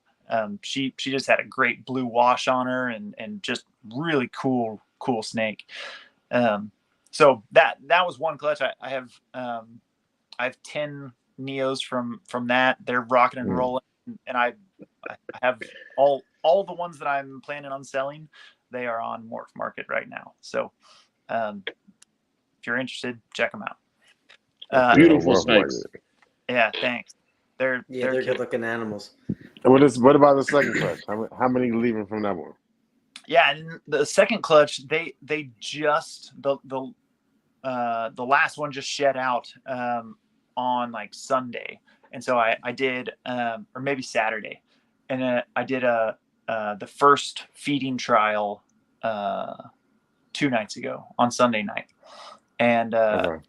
so I have 18 eggs, or sorry, I had 23 eggs, and had 18 go the distance and hatch, and they all look awesome. There's 10 red neos and 8 yellow neos, and I was really hoping that I would get some yellow neos from it, because Good night, Pat.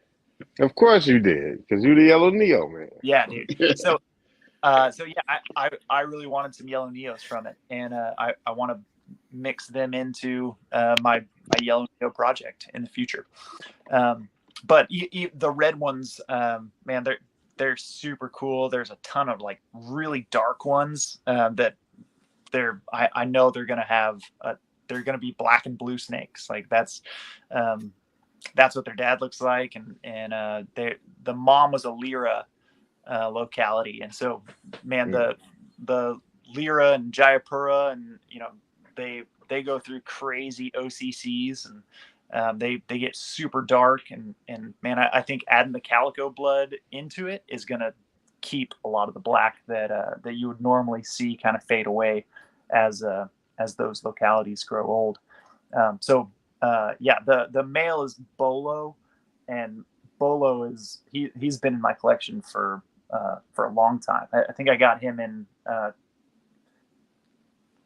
2015 maybe, and he has never dude, he was just the classic male chondro that didn't want to breed, and was just like, he would sit in the female's cage and just hunt every year. I tried him for probably like 5 years in a row, and just never interested in breeding. And then last year he just turned on and was like, oh, okay, like there's a girl in here. Yeah, I think I can do this. And I got a small clutch or it was actually 2 years ago. On the hole. Yeah. And I got a small clutch from him, bred to a Manicory female, and I think there was only like 3 good eggs. I think it was, and of the 3, 2 of them had towards the end, and it just didn't end up. We losing you on the mic. Yeah, We're losing you on the mic, Mark. we're losing We can't hear audio, you. Mark. I don't know that he can hear us. Mark, can you hear us? It's looking like a Kung Fu video now. Turn to one of the old school Kung Fu videos. Mark, Mike. can you hear us? We cannot We hear can't hear you. you, Mike. It's like a Kung Fu video. Like Bruce Lee. We can't hear you. We can't hear you. Like, He's muted currently.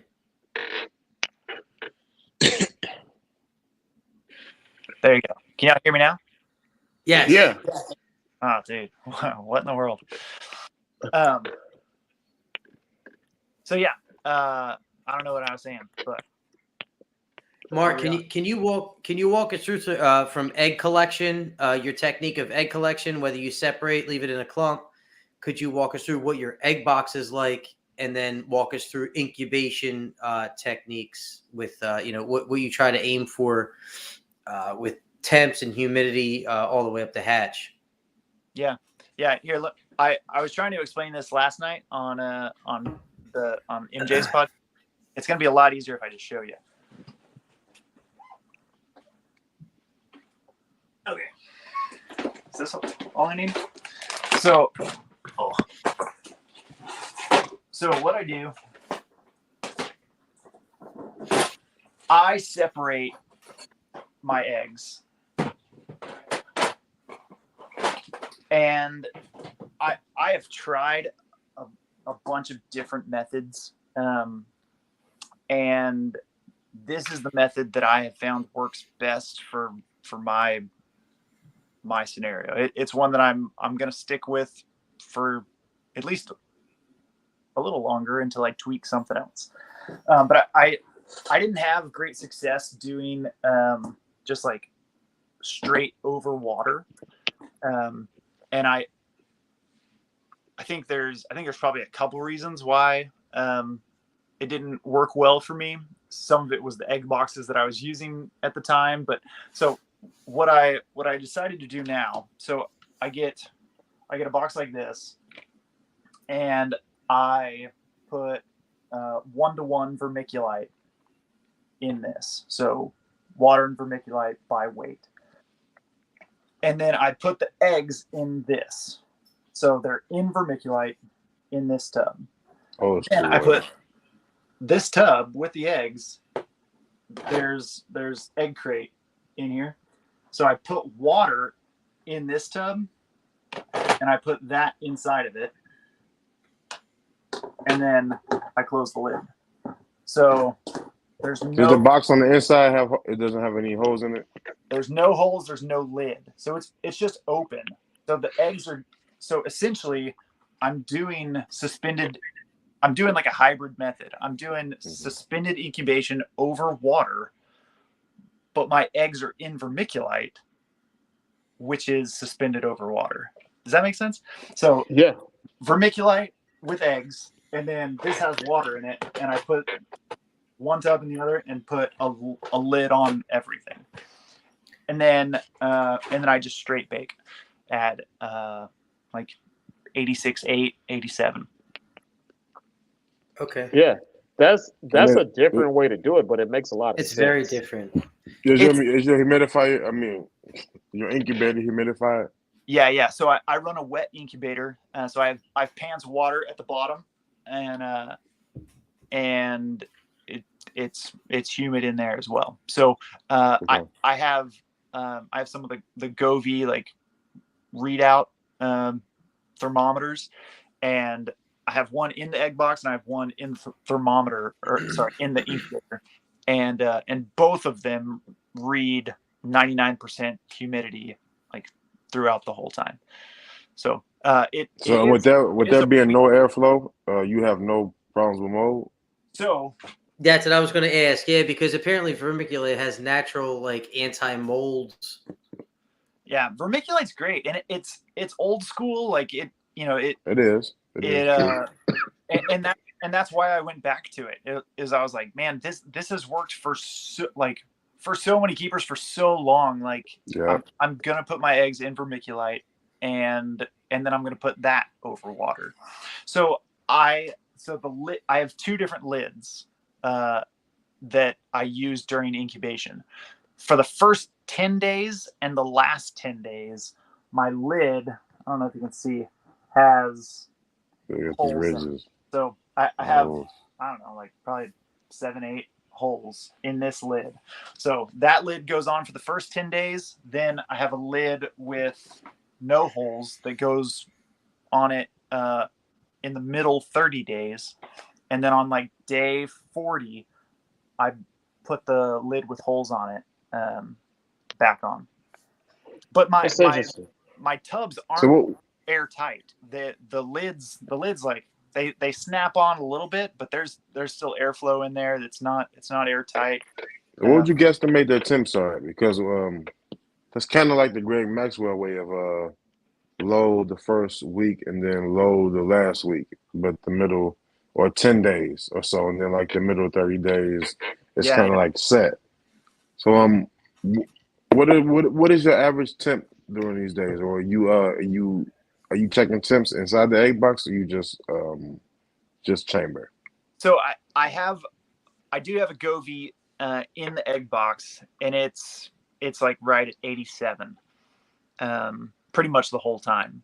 It starts a little bit lower because I have my incubator set at like 86.8, and so it starts a little lower, and then as the eggs get bigger and swell up a little bit more and start creating their own heat, it heats up a little bit in the box, but even by that time usually I'm pretty close to switching back over to the lid with holes in it, and so that lets some of that heat escape as well. So Okay. Yeah. it stays right around that like 87-degree mark. That's very unique. Yeah. So you're basically essentially running 2 water pans. They're sitting on top of a water pan, and then you have a water pan in the chamber. Now, do you have that water pan sitting, say, on top of like water bottles for a heat sink? I do have a couple of water bottles like on the sides, and maybe in the back. But yeah, just for heat sink, just to make sure that the temperature can stay like pretty consistent if I'm opening the doors and whatever. So, but yeah, It's like the egg. It's like the eggs water, like wakeboarding. yeah, So a lot of water around. yeah, and man, dude, the incubator gets pretty swampy in there. Yeah, But, yeah. but man, Mine drains. It'll drain the water off. yeah. But I use 50/50 perlite vermiculite and just keep it drenched. Yeah. Yeah, I know a lot of dudes like using perlite better because it's not as messy. Like the particles are bigger and it's not as, it's not like a fine dust or anything.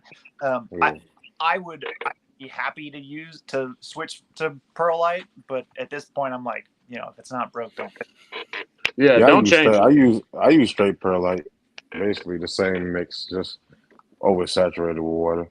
Yeah. Yeah, could we touch on Kino's question? Do you have mold issues ever? No. I mean, I never did either. Yeah, unless an egg is, already going bad or anything. Yeah. But no. My dumb ass, I have experienced mold, but I think it's because I guess I had a brain fart and I didn't use distilled water. I don't know if anyone here uses distilled water, but I used well water. And I think that was one of the issues of why I was experiencing mold, because it wasn't boiled, it wasn't sterile, none of that stuff. So I think next time around, sink water. I ain't gonna lie. Yeah, I use sink water. I use that tap. I use sink water the second time. Yeah. That tap. The first time I used distilled water and had way less mold issues. Really? Yeah, and I had the water sitting in the incubator, but the second time I was just like, let's just do it. And I think the next time I'll go back to using the distilled water in the incubator the entire time. Yeah. So Mark, have you switched over and customize your own incubator? What are you using? So I use a hot box. And it's been fine. The hot box that I have, it's the small one. It's the 24-inch cube or whatever. That's the one I have. And it gets the job done. I might have it in there. I've never had 2 chondro clutches in the incubator at the same time. Okay, I was just about to ask you that. Yeah, and that's the issue. Yeah, I have space for it, but the 2 years where I've had multiple clutches, they literally like one's hatching out, and a week later, the second one's going in, and so it's just worked out like that. Okay. I wouldn't be worried about having 2 clutches in, but it would change stuff in there for sure. Like it would be tight. So I think eventually I'll probably change to a either a bigger hot box incubator or maybe like a Coke machine incubator. But yeah, I got one sitting in the backyard right now. I gotta work on. This has been in the backyard since like January. Yeah. Shout out to Randy too. Yeah, Randy's man. So how has it been? How has been the recovery with your latest females from these last 2 clutches? Yeah, so the Lyra female, the one that laid the second clutch, she bounced back immediately. Like she was a big girl to begin with, and man, she just didn't waste a week. She went right back on food, no problem. For a lyra, she's big. Yeah. Because typically they're one Yeah. of the smallest localities. Yeah, no, this girl's big. She's probably close to 1,000 grams. Wow. She's Okay. a monster, and so she like She's clockwork. crossed though. She's a Lyra Cyclops though. That's Right. that's the single herp girl, and yeah, Okay. she's across. But That the one. the straight lyra one, she went back on easy. The signal herp girl, she laid her clutch and just never showed any interest in food again. And so, man, we like I tried to like offer her stuff often, and just never ate. And so then I was like assist feeding her mouse heads just to get something in her to see if it would like start to stimulate. And she would take them, but man, it just wasn't enough to sustain her. So she ended up passing, and huge bummer. That's sad. Yeah, That's sad. yeah. It was really Yeah, man. it was really sad because like yeah, she was a cool snake and she was really pretty and all that. But man, for me, it was the first chondro that I had bred that had Rico lineage in it, and so that was just really special to me because I was like, dude, like this is history, man. Like this is a part Yeah, me too, man. of legendary Yeah. stuff. And so, Yeah. man, I'm honored to have worked with something that Rico actually touched, and he worked with that snake from a Neo, like, and so, man, to be able to work with that snake was really cool. And then to have babies from her is awesome. It's a huge honor. But man, it was a big hit. It was a hurt to lose her. But that, I mean, dude, if anyone goes into breeding chondros and thinks that everything's gonna be unicorns and roses, it's not. It is not. So it's not. I think the best we can do is try to condition the snakes for breeding, which is probably a combination of feeding and proper heat adjustments, and probably not temp cycling or food cycling too hard. And there's probably multiple factors that we just can't emulate. And then even in the wild, there's probably all these things that happen. I mean, with my male that I use for my sarong clutch, he fathered a clutch. I mean, he fathered the female, but while she was actually like building eggs, like he had an impacted tooth that was taking him out. So it's just like there's these things that are gonna happen that you just can't do anything about. Totally. And female from Rico, I mean, she was 12 years old, by the time that, she was 11 or 12. So she was up in age, like getting up there. Certainly, could have had more years left in her if everything went well, and who knows. But so super thankful to have had that snake in my collection and have babies from her that now I get to raise up. Well, I mean, especially when you think about things like that, it's just like you may get, a special snake that you love, but he said you need a good set of gloves to collect eggs. But we all know that like we're gonna outlive our chondros most of the time. It's just how that really goes, which is the sad part about it. But you want to get as much enjoyment out of the animals that you do have. So to me, if I get a snake to breed 2 times, that's good enough for me. That's my goal. Yeah, and man, dude, it's like Patrick touched on it last night, just talking about how pythons in general, like, man, they aren't this like super long lived snake in comparison to, you know, some boas and everything. Like, dude, you see boa constrictors in people's collections. You know, they're living in like freaking tanks, like glass Yeah. tanks, and they have these red-tailed boas that are like 40 years old, and that's just not the case with a lot of python species, especially when they start, you know, laying eggs and you know, having breeding complications and everything. They're just not as long lived in general, and then, you know, you add in the stresses of breeding, and that can cut them short as well. So yeah, you don't see, like, you know, having Jack here, you know, that's a 2006 animal. You know, he's geriatric, man. He's old, and he'll still breed. If I put him in a female's cage, he will breed that female. You say you still get up though. Oh, not even a question. But man, you don't see many females that are up in age like that. That's true. You know, you just don't. It just doesn't happen. I think that it's remarkable to see them at that age still breed. But, you know, we also don't really know, like, even from the data that we have as far as green tree pythons kept in captivity, we still don't really know because we're still changing how we keep them constantly. Yeah.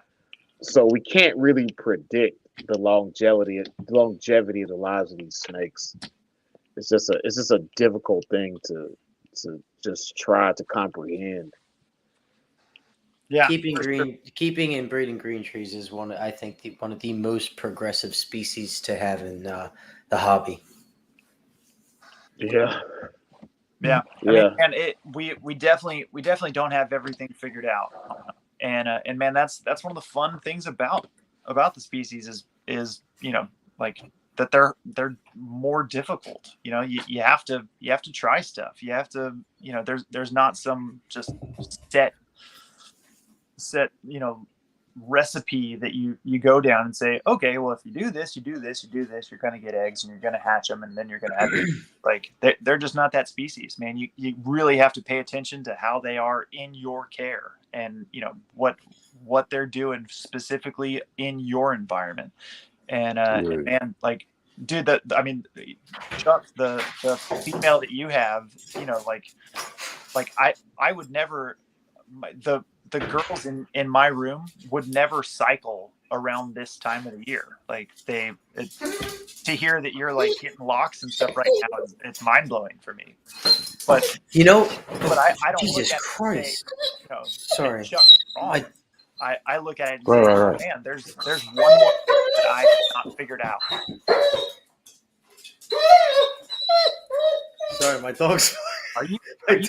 Are you kicking your dog right now? He's kicking his dog. He kicked the dog. I synced it. Yo, Chuck kicked the dog. We synced it. Chuck is an abuser. Losing his shit. Jill just let him out of the fucking bedroom. He just That's messed up, Chuck. Yeah, Chuck, you kicked it. You know what, Mark, and I wanted to comment on what you said. So I don't know what your husbandry techniques are year round, but I talk to Socrates very often, multiple times a week, and I'd say probably 75% of the time I talk to him, it's not about snakes. But I'm really mirroring his techniques, and there's no such thing as cycling anymore. It's, you know, 83 degrees during the day, 78 degrees. I'm sorry, 83 on the hot spot, 78 on the cool spot. It's 12 and 12. It's a year-round night drop. Night drop goes down to 77, 78 at the hot spot. I just installed a window unit in my snake room that my ambient is right around 69, 70 degrees. So they're cooled year-round, males and females. The females produce egg follicles multiple times a year. What up, Chad? Listening to Pat talk,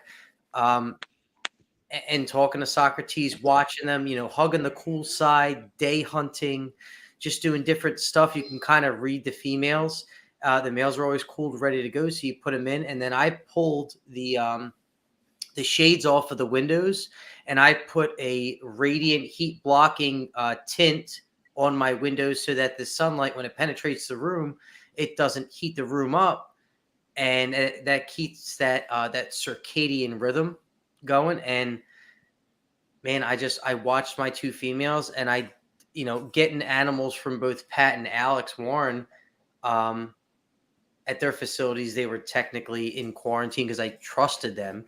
Yeah. They tested negative there. They tested negative here for Nido, and I did rush into it, but I put my animals in when I was reading the females right. And dude, it took 24 days to get my first confirmed lock. I had 2 possible locks from a webcam on the one pairing, and then the other ones I introduced on Thursday, and I've had a lock that I couldn't quite confirm because the IR camera reflection didn't really show it. But right now I've been checking my camera, and it looks like they quite possibly could be locked up too. So it's there's no such thing as like a breeding season anymore. It's weird.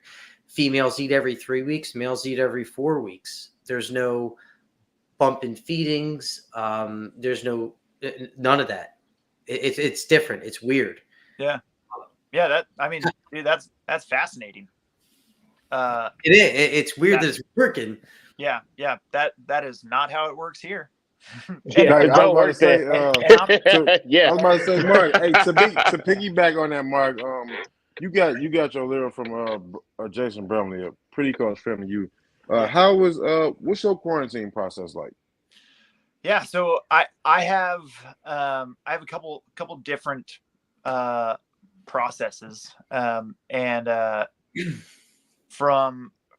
so I have some Nido positive animals that stay in one area, and then I have some everything that I produce and everything in another. So it's great that I can do that and keep stuff separate and work stuff on different days and all that. So because I have the Nido positive animals, that works out being my quarantine.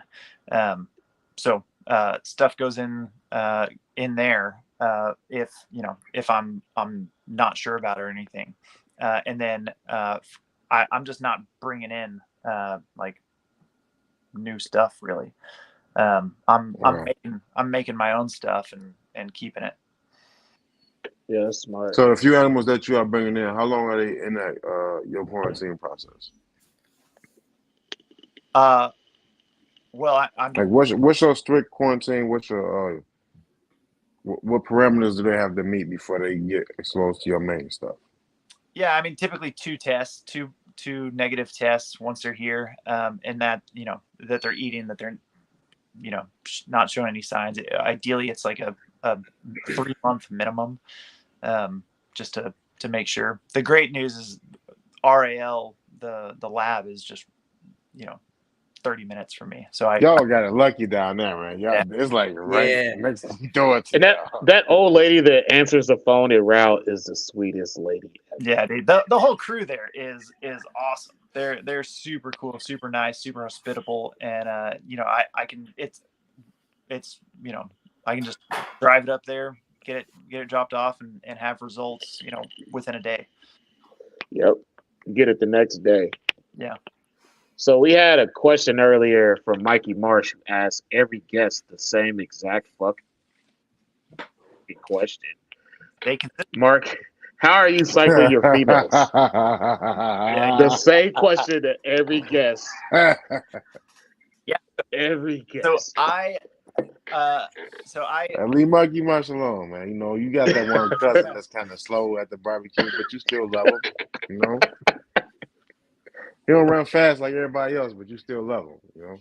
So and then we got a question from He's Chad. Got that proven breeder now. He's ready to put it with every female he has. He's in a rush. Mikey, we love you. We love you, bro. It was just a joke, bro. Don't get upset.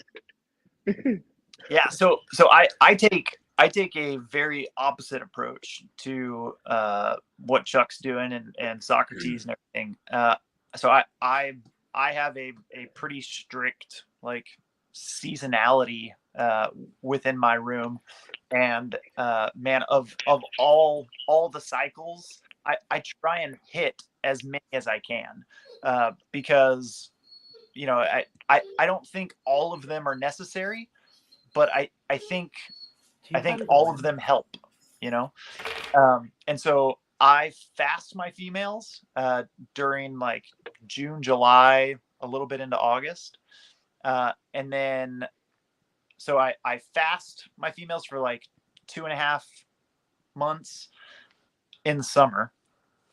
I start feeding them often and small meals when they're coming out of that in the fall while I'm dropping night temps.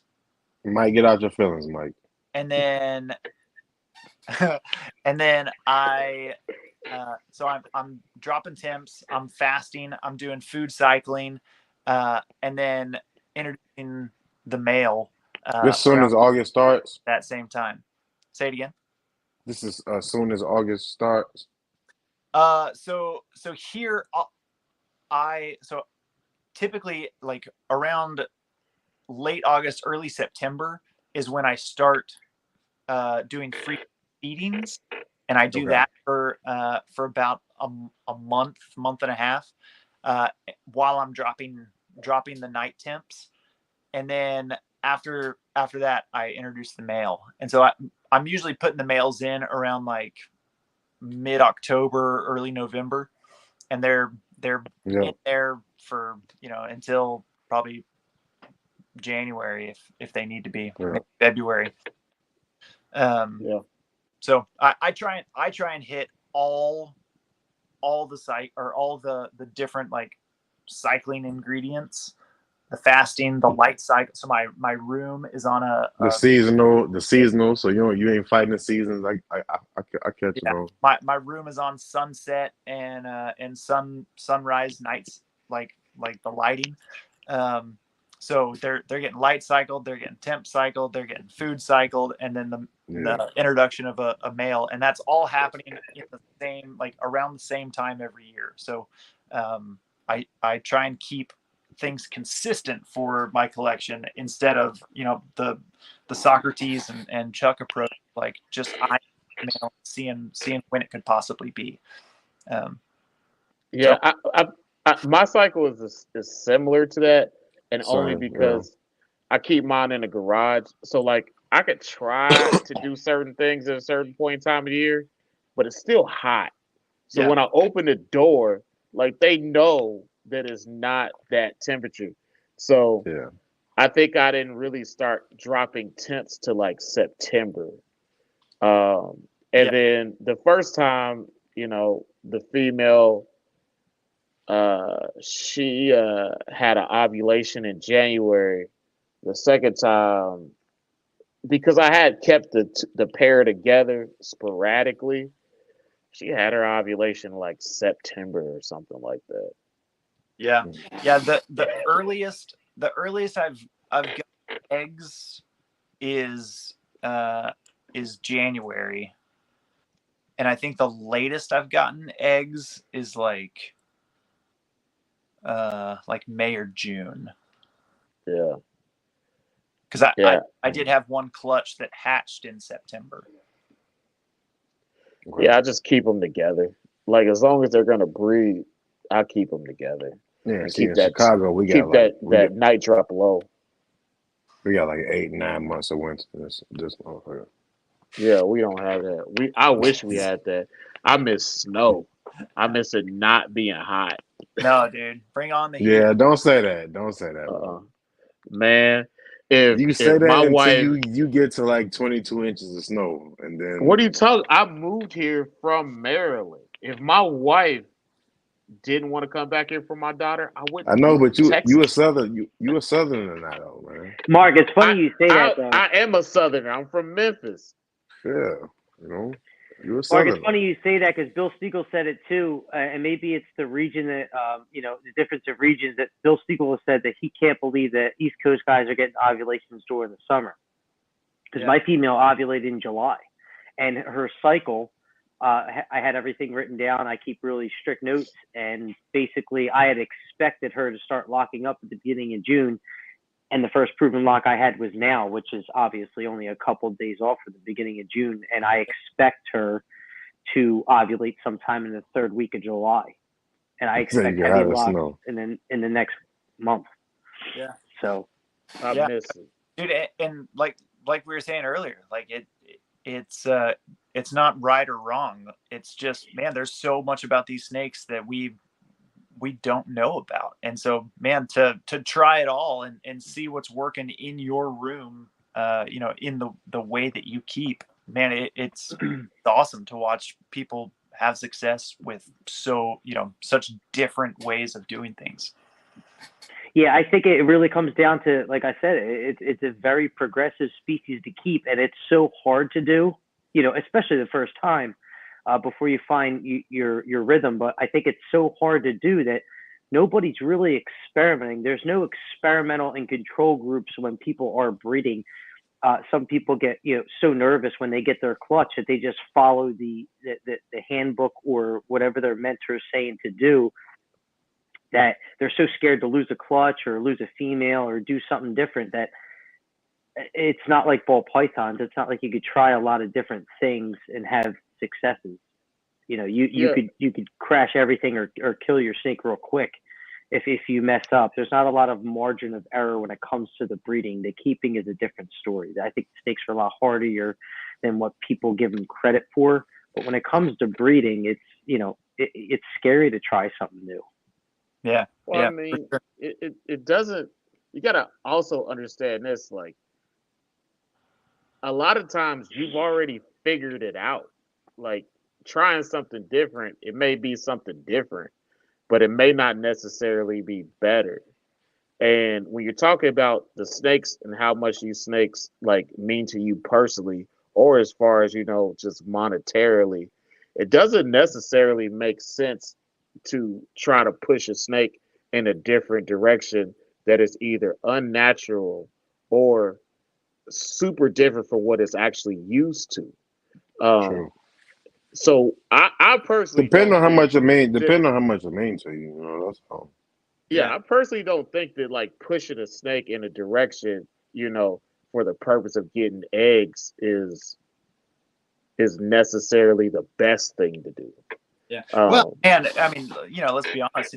If you're spending, $4, $5, $6 on a snake, it, like, dude, I'm gonna be way, way hesitant to start experimenting stuff on that snake. I'm gonna try and do stuff as good as And I that's can. and that's true.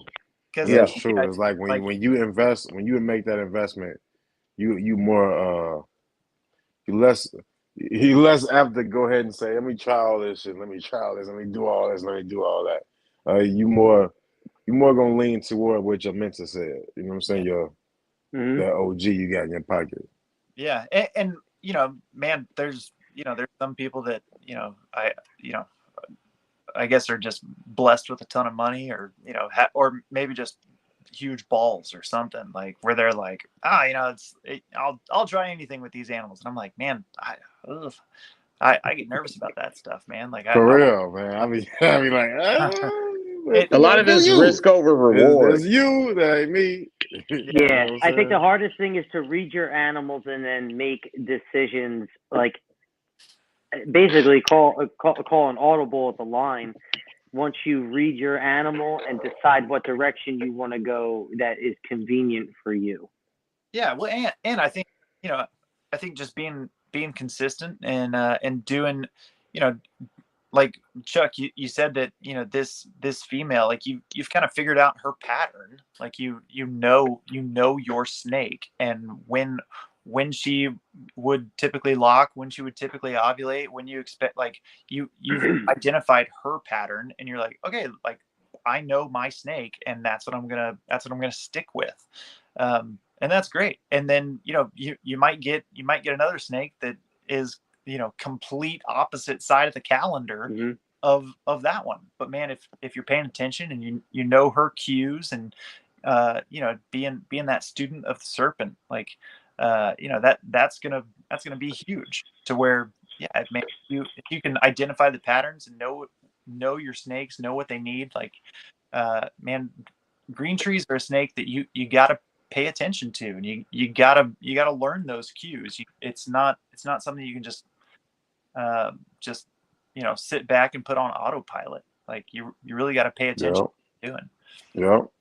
I think the biggest challenge is like I still consider myself a rookie because I have a lot of self-doubt myself. So like I'm trying to like read my animals, but then also like take into consideration like positive theory. Like my female who I'm going to breed now, or she's breeding currently 2 consecutive years in a row. I'm trying, my philosophy is maybe it's the environment that she's in, where the room I keep her in, the region that I'm in, and I'm going to basically, I'm taking a risk saying, okay, now my females that are here are all going to be on her schedule. Maybe that's what happens, but I might be wrong. Sure. But just putting a male in with her, she's not grounding herself. She's spreading a shit ton of urates, but she's receptive. Her and the male look like one snake in the first 5 days that I put them together. So I think that's very positive that she's allowing that, allowing him into her enclosure. She's spreading your age, which could possibly be super bad or super good, right? When she's opened her cloaca up, you got to see, is she inviting him in or is she grounding herself? Because he's a super aggressive breeder. Yeah. So, but I think just breeding in general is just a risk. You just That's gotta good. That's good to have the plan for all females. But I tell you what, it probably won't work for all females. no green tree is the same. No, 100%. I think Mark can tell you that for sure. You're 100% correct. But I think I'm getting positive results, and it looks good. Just applying positive theory. But like you said, there's a couple books on it, but there's no snakes. You got to be in tune with them. Yeah. That's why we only have 6 or 8 different snakes as with the same amount of success as someone that has 150 ball pythons. Yeah.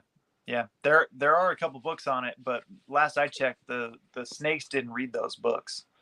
Correct. Shut up. Hey, tell him, Mark. Correct.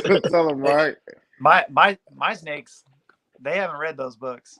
Hey, tell him, Mark. They don't care about the plan. They don't care about the plan that you got. I think that one of the biggest things about just for my 2 times of trying it, well, 3 times of trying it and 2 times of like getting it, is that the 2 biggest things are apprenticeship and just realizing when you absolutely need to make certain judgment calls. And you can do certain things differently, but to me, you're going to have somebody walk you through it for several times, because even if you get copulations and ovulations at different times of the year, you're still going to need some help with that. I spend too much money on my collection to be an experiment. I ain't gonna lie. Yeah, I ain't doing it. I'm the type of person to have something you've never had. You got to do something you've never done. You got to try. Yeah, but somebody. I spend money on mine though. I don't know about other people. Yeah, but I spend a nice money on mine. Stop. But you also got to think of it. These on deals. You also got to think of it like this. Just like if you buy a car and it comes with an owner's manual, right? Something different could have happened to that motor, but there is still some reference guide to get you back on track. And you don't necessarily have to try to figure it out. And if you try to figure out, you might break more things than you intended to. You may not actually fix anything. So to me personally, just not even going with breeding, just going with husbandry, period. You don't have to necessarily try to figure things out. I know that I personally have bought things and tried things that were completely and utterly fucking useless. And if I had to just ask somebody like Pat or Keno ahead of time, I would have saved money and time. For sure. Personally, I just try to master the basics, man. I ain't trying to reinvent the wheel. I just try to master the basics. That's all. Yeah. See, I like failures. Failures create experience. He said I like failures. I more failure. Or more I said in my last podcast, I will never I made a lot of take fucking mistakes. gambling advice from this man. I know what not to do I next like time. failures. I do, man. because failure is experience. That's my personal opinion. Hey, If you fail, shout out to you.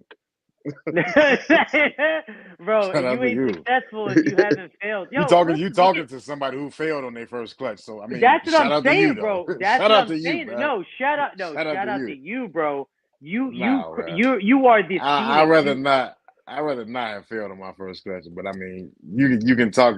Y'all can talk about the stripes and I get you and all that. And you go through your war wounds and all that bullshit. But yeah, Bro, no, fuck all you. that sounds nice No, for the fuck you. books. You're discrediting Look, yourself so that much. sounds nice Stop for the discrediting yourself. books. I love you.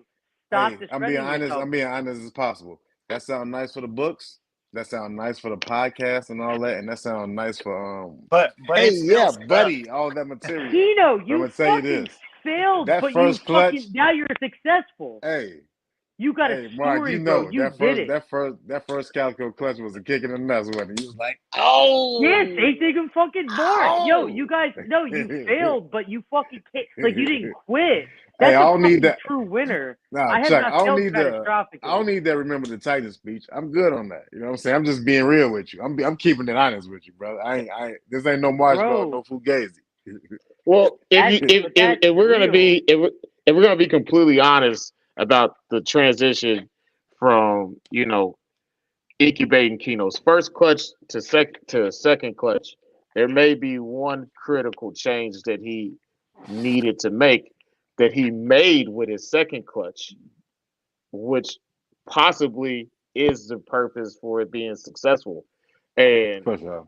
when he did it the first time, it was not recommended. But the second time, he took advice. So that's the thing about apprenticeship and You gotta not have reinventing the you wheel. gotta have A a lot of mentor. times Yeah. you gotta have apprenticeship is a big deal with green tree pythons. It's a big deal.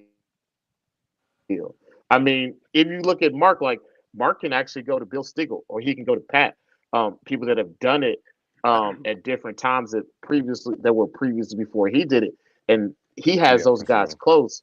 But Mark didn't necessarily have to reinvent the wheel. He may have had to find a different way to incubate in a tub, but he didn't change a lot of things. Yeah. I mean, dude, like learning stuff from Bill has been huge. But dude, I tried like I tried to incubate my eggs the same way Bill did, and it didn't work well for me. I didn't get a good hatch rate. It just wasn't working for my situation. But I learned For a ton sure. of stuff from him, and eventually I Yeah. had to make it my own, and figure out what worked for me. So it's I mean, dude, having the right people in your corner, man, that is huge. You cannot substitute. Having those people in your life and having that wisdom Yeah. spoken to you, like that's And you gotta there's listen too, for sure. You gotta listen with your ears and not your yeah. mouth too. I've learned that too. Kino, you are literally the definition of a fucking warrior and a champion. You experienced catastrophic failure and then turned it around the next year and made fucking like success, bro. Like I'm proud of you. Like you fucking like you didn't give up. We gotta go play football now. That is the ultimate fucking story right there. Like you just like you're just Chuck, I don't know how else to say it, bro. I don't care how much you say this. I want to be successful in my first class. You can kiss my ass with the fluff story. I'm I'm I gonna know, keep it bro. real with you. I'm just I'm being honest with listen. you. I'm just Say saying. that for the book that you're gonna write. I'm just saying, bro. Put that in your foreword or something. Well, Listen, I got man we respect got for a you, bro. we got another question from All right. Chad from Harsh Reptiles. And he said, when testing animals, are you only testing for Nido? I'm just curious because I'm new to testing. I went ahead and tested my two newest boas while they were in quarantine. Went through RAW and did the Boyd panel in crypto. So I'm his only question doing is, are Nido. you just testing for I've never Nido? tested for. I've never tested for crypto. I only tested for Nido. Correct. Yeah, Same here. I've done a full panel before, and it came back all negative and everything. Most of the time, I just do the Nido test, mostly because that's just the prevalent thing for green trees. So For sure. you know, I think it all depends on your comfortability and, you know, where the snakes are coming from, what type of snakes. You know, you said that the boas. You know, I think doing crypto and even IBD and that type of stuff might be a smart move for certain species that you have. So I think it's a case by case thing. Would be my opinion. Yeah, I think that also, you know, with Grecian pythons, even though collections you may see Nido a lot, you're not really necessarily seeing anything besides that you're really going to be able to test for anyway. Yeah. I know people have talked about crypto, but I haven't really seen it often. Yeah. Yeah, I definitely haven't heard much about collections that have you know, crypto running through them, or IBD, or, you know, I don't know, any of the other stuff. It's maybe it's just people aren't talking about it, but in all the years that I've been keeping and having green trees, it's not something that's come across my radar enough to like really stick out for me. In my experience, Yeah. Corrales is crypto is much more prevalent in Corrales rather than Morelia. Yeah, boas in general. Mhm. To do to spread crypto and retain cryptosporidium stuff a little more readily than a lot of the pythons. I don't know why. Yeah. What, Mark? What oil are you using to maintain the locks? Keep them so luscious. How they maintaining the fluff after all these years? Because it's always bouncy. Dude, it's that Texas humidity, man. A little bit of lake water and that Texas humidity. That's all it It's takes. lake water. Hey, you guys got more lakes than we got down here. It's dry That's as true. hell down here. It is dry. One of my coworkers like we should get a boat and go half on. I was like, and drive it where? Oh, dude, you're Boat. you're just a hop, skip, and a jump from you know, the hill country. You know, you got New Braunfels right there. They got all the lakes, and you can go to the Schlitterbahn, hang out. If I gotta go to New Braunfels, I'm not going to a lake. I'm going hog hunting. I don't care. I'm not going Pull a fishing. boat up. Pull a boat up to the expo, man. Dude, Boat to the expo. shoot the hogs from a boat. I'm not doing that. I mean, you could. Boat to Spiegel's house. I don't. If I gotta drive anywhere like further than an hour, like I gotta have a real definite purpose. Like people ask me, like, do I go to Reptile Pets Direct? I'm like, it's like 45 minutes. Yeah. I gotta have a real specific reason for going over there, and I haven't really found one yet. Yeah. You're probably not missing out on much. I know I'm not because I've been there. Yeah. We got another Nobody one work going on. Nobody Second work lot. over there? I mean, people go over there. I mean, No, is that a lot? You don't pick Yeah, up I over think there? so. You don't collect over there? That was Nah, from I the don't go over there. same pairing, and then this is the They must send money tricolor to pairing. Zelle. I don't know what we have going on here, but It looks like a lot. that's a tricolor Well, pairing. well, Mark, Nice. we pretty much kept you almost 40 minutes over schedule. Hey, it's an honor. Thanks for coming out, Mark. We Yeah. appreciate that, And Mark. thanks for man, helping me 'cause out. Yeah, no sweat. Always when you get the always fun happy with to the come, lineage, always man, happy to talk snakes and you know, hang out with you guys. Man, this is the fun stuff. You know, we don't in our everyday lives, we don't have a ton of people around us that, you know, always want to talk snakes. And so, man, when we get to, we need to pick it up. We need to have fun with it. For real. Yeah, nobody in my family cares at all. They're just No. like, I start talking about snakes. They're just like, so you're gonna put them ribs on the grill, right? That's their question. They don't care. They don't care at all. You Hey, must- that's well, an important question. Don't sell that. Over here Yeah. is all them snakes look the same. I'm like, no, but look, you see how this one got the triangles right here? You see that black dot on this one? This little black dot? Don't you see this? Don't this look different to you? Don't the face look different? No, it don't. No. Look like You a green gonna snake. you gonna put that beer in the ice chest or what? Yeah. You gonna keep Why are they- talking about these snakes? But yeah, we Oh, appreciate you, Mark. I'm gonna let everybody get around the horn to do their promo tours. I got nothing, absolutely nothing. Um, I guess Kino is next, and I then ain't got Chuck, nothing either, and then man. Mark. I ain't got nothing either, man. Congratulations to Mark on the 2 clutches this year. That's real Congratulations, dope to Mark. see. Dude, Both Calico Congrats, clutches. congrats to you, man. Kino, shut the fuck up and We pull got a number whole 7. one. Pull You got number a 7 whole. out. You Pull got a number whole one 7 for out. me, Mark. Kino, pull number 7 out. What you mean? Pull number 7 out. Look, man. I don't be bringing the babies out all the time, man. I'm trying to get them to Pull eat first. number. Hey, You're not. It's once a week we have this show. Pull number 7 bro. out. I want to see that black Y'all gonna dorsal. see him for another 7 months, man. I want to see number 7.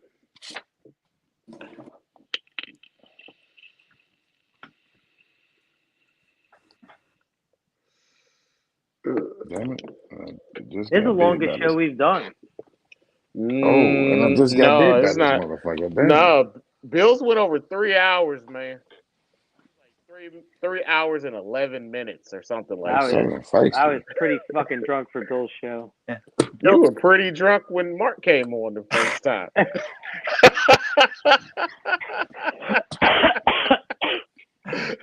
Y'all see this number 7? Can y'all see it?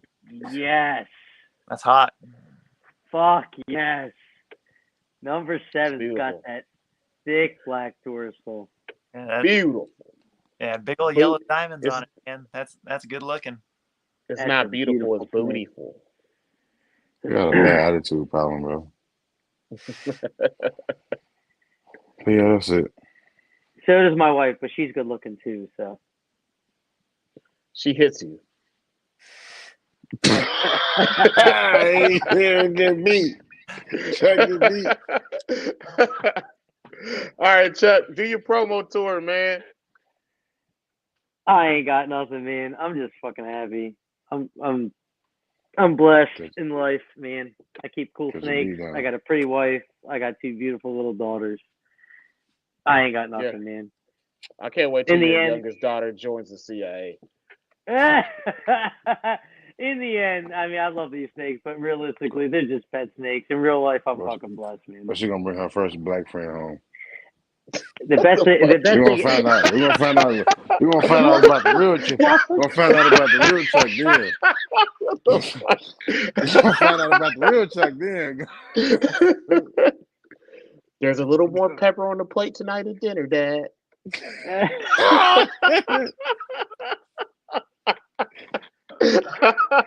All right.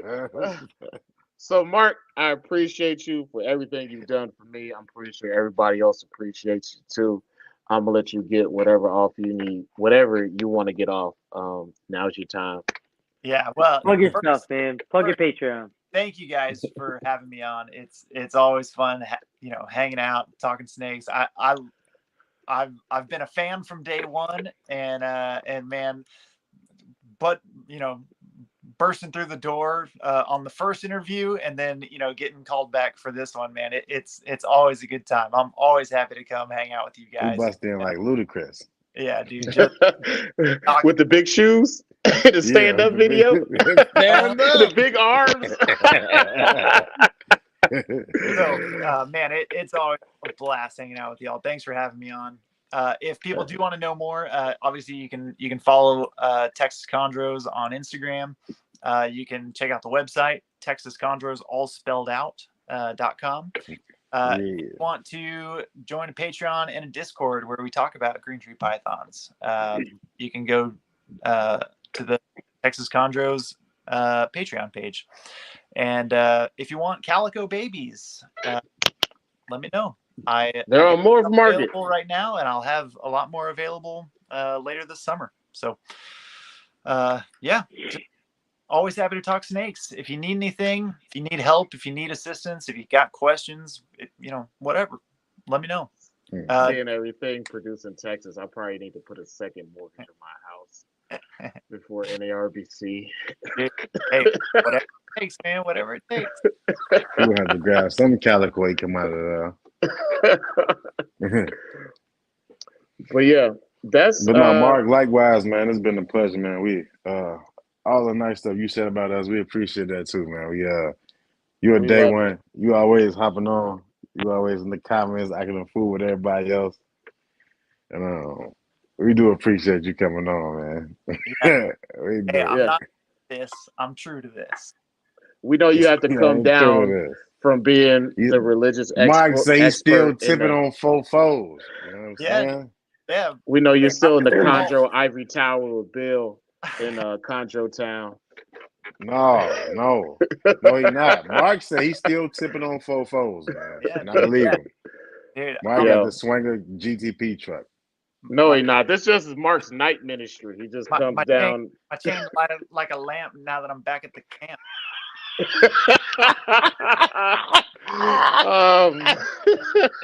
Mark got the Swanger, I'm telling you. You know. Yeah. I'm pretty sure Mark got a cutlass in the backyard or something. Oh, Swangers, man, with the elbows poking out. yeah. He ran around with his trunk open. A Yeah. Caprice Classic. Dude, me and Paul Wall, we're hanging out all the time. Oh, man. We gotta get Mark a grill, man. We gotta give him a GTP grill. Yeah. Yeah. I don't know where we're gonna get one from, but we'll figure it out. Oh man. Well, that's been it for the Chondro Bar Room tonight. We appreciate you, Mark. And we had a good time. And good night, y'all. Yeah. Till next week, man. It's been a pleasure, man. Till Hey, shout out next to our week. sponsor too. Our sponsor, y'all see that across the bottom? Go holler at Chris Yes. for them purchase. Use that code to save you some money. Save you some ducats. He just got a new Oh, yeah. printer. He's printing some new purchas. He took his wife's kitchen table away from her again to print 3D stuff on. So So she got to make sacrifices, for the greater good. Yes, Chris said you better serve that beef stroganoff straight out the pot. We ain't sitting down for dinner. Chris ain't say that, man. I'm trying to get in trouble, man. What was that? They're gonna have to stand up all day like Chuck does. Just stand in the back room. You guys know Chuck doesn't even own chairs. He just stands all the time, man. You stand up. As soon as he come home, just stand up. Just stand. He sleeps standing up. Yeah, he sits in that cop car all day long. He doesn't want to sit down anymore. He just stands. Hell no. Chuck be walking around smoking cigarettes all day. He don't be on patrol. 12 more years and I'm retired. And the daughter's shirt. That's it, y'all. Good night. Night, All right, next Tuesday. Well, Peace. take care. See ya. Yeah. Peace.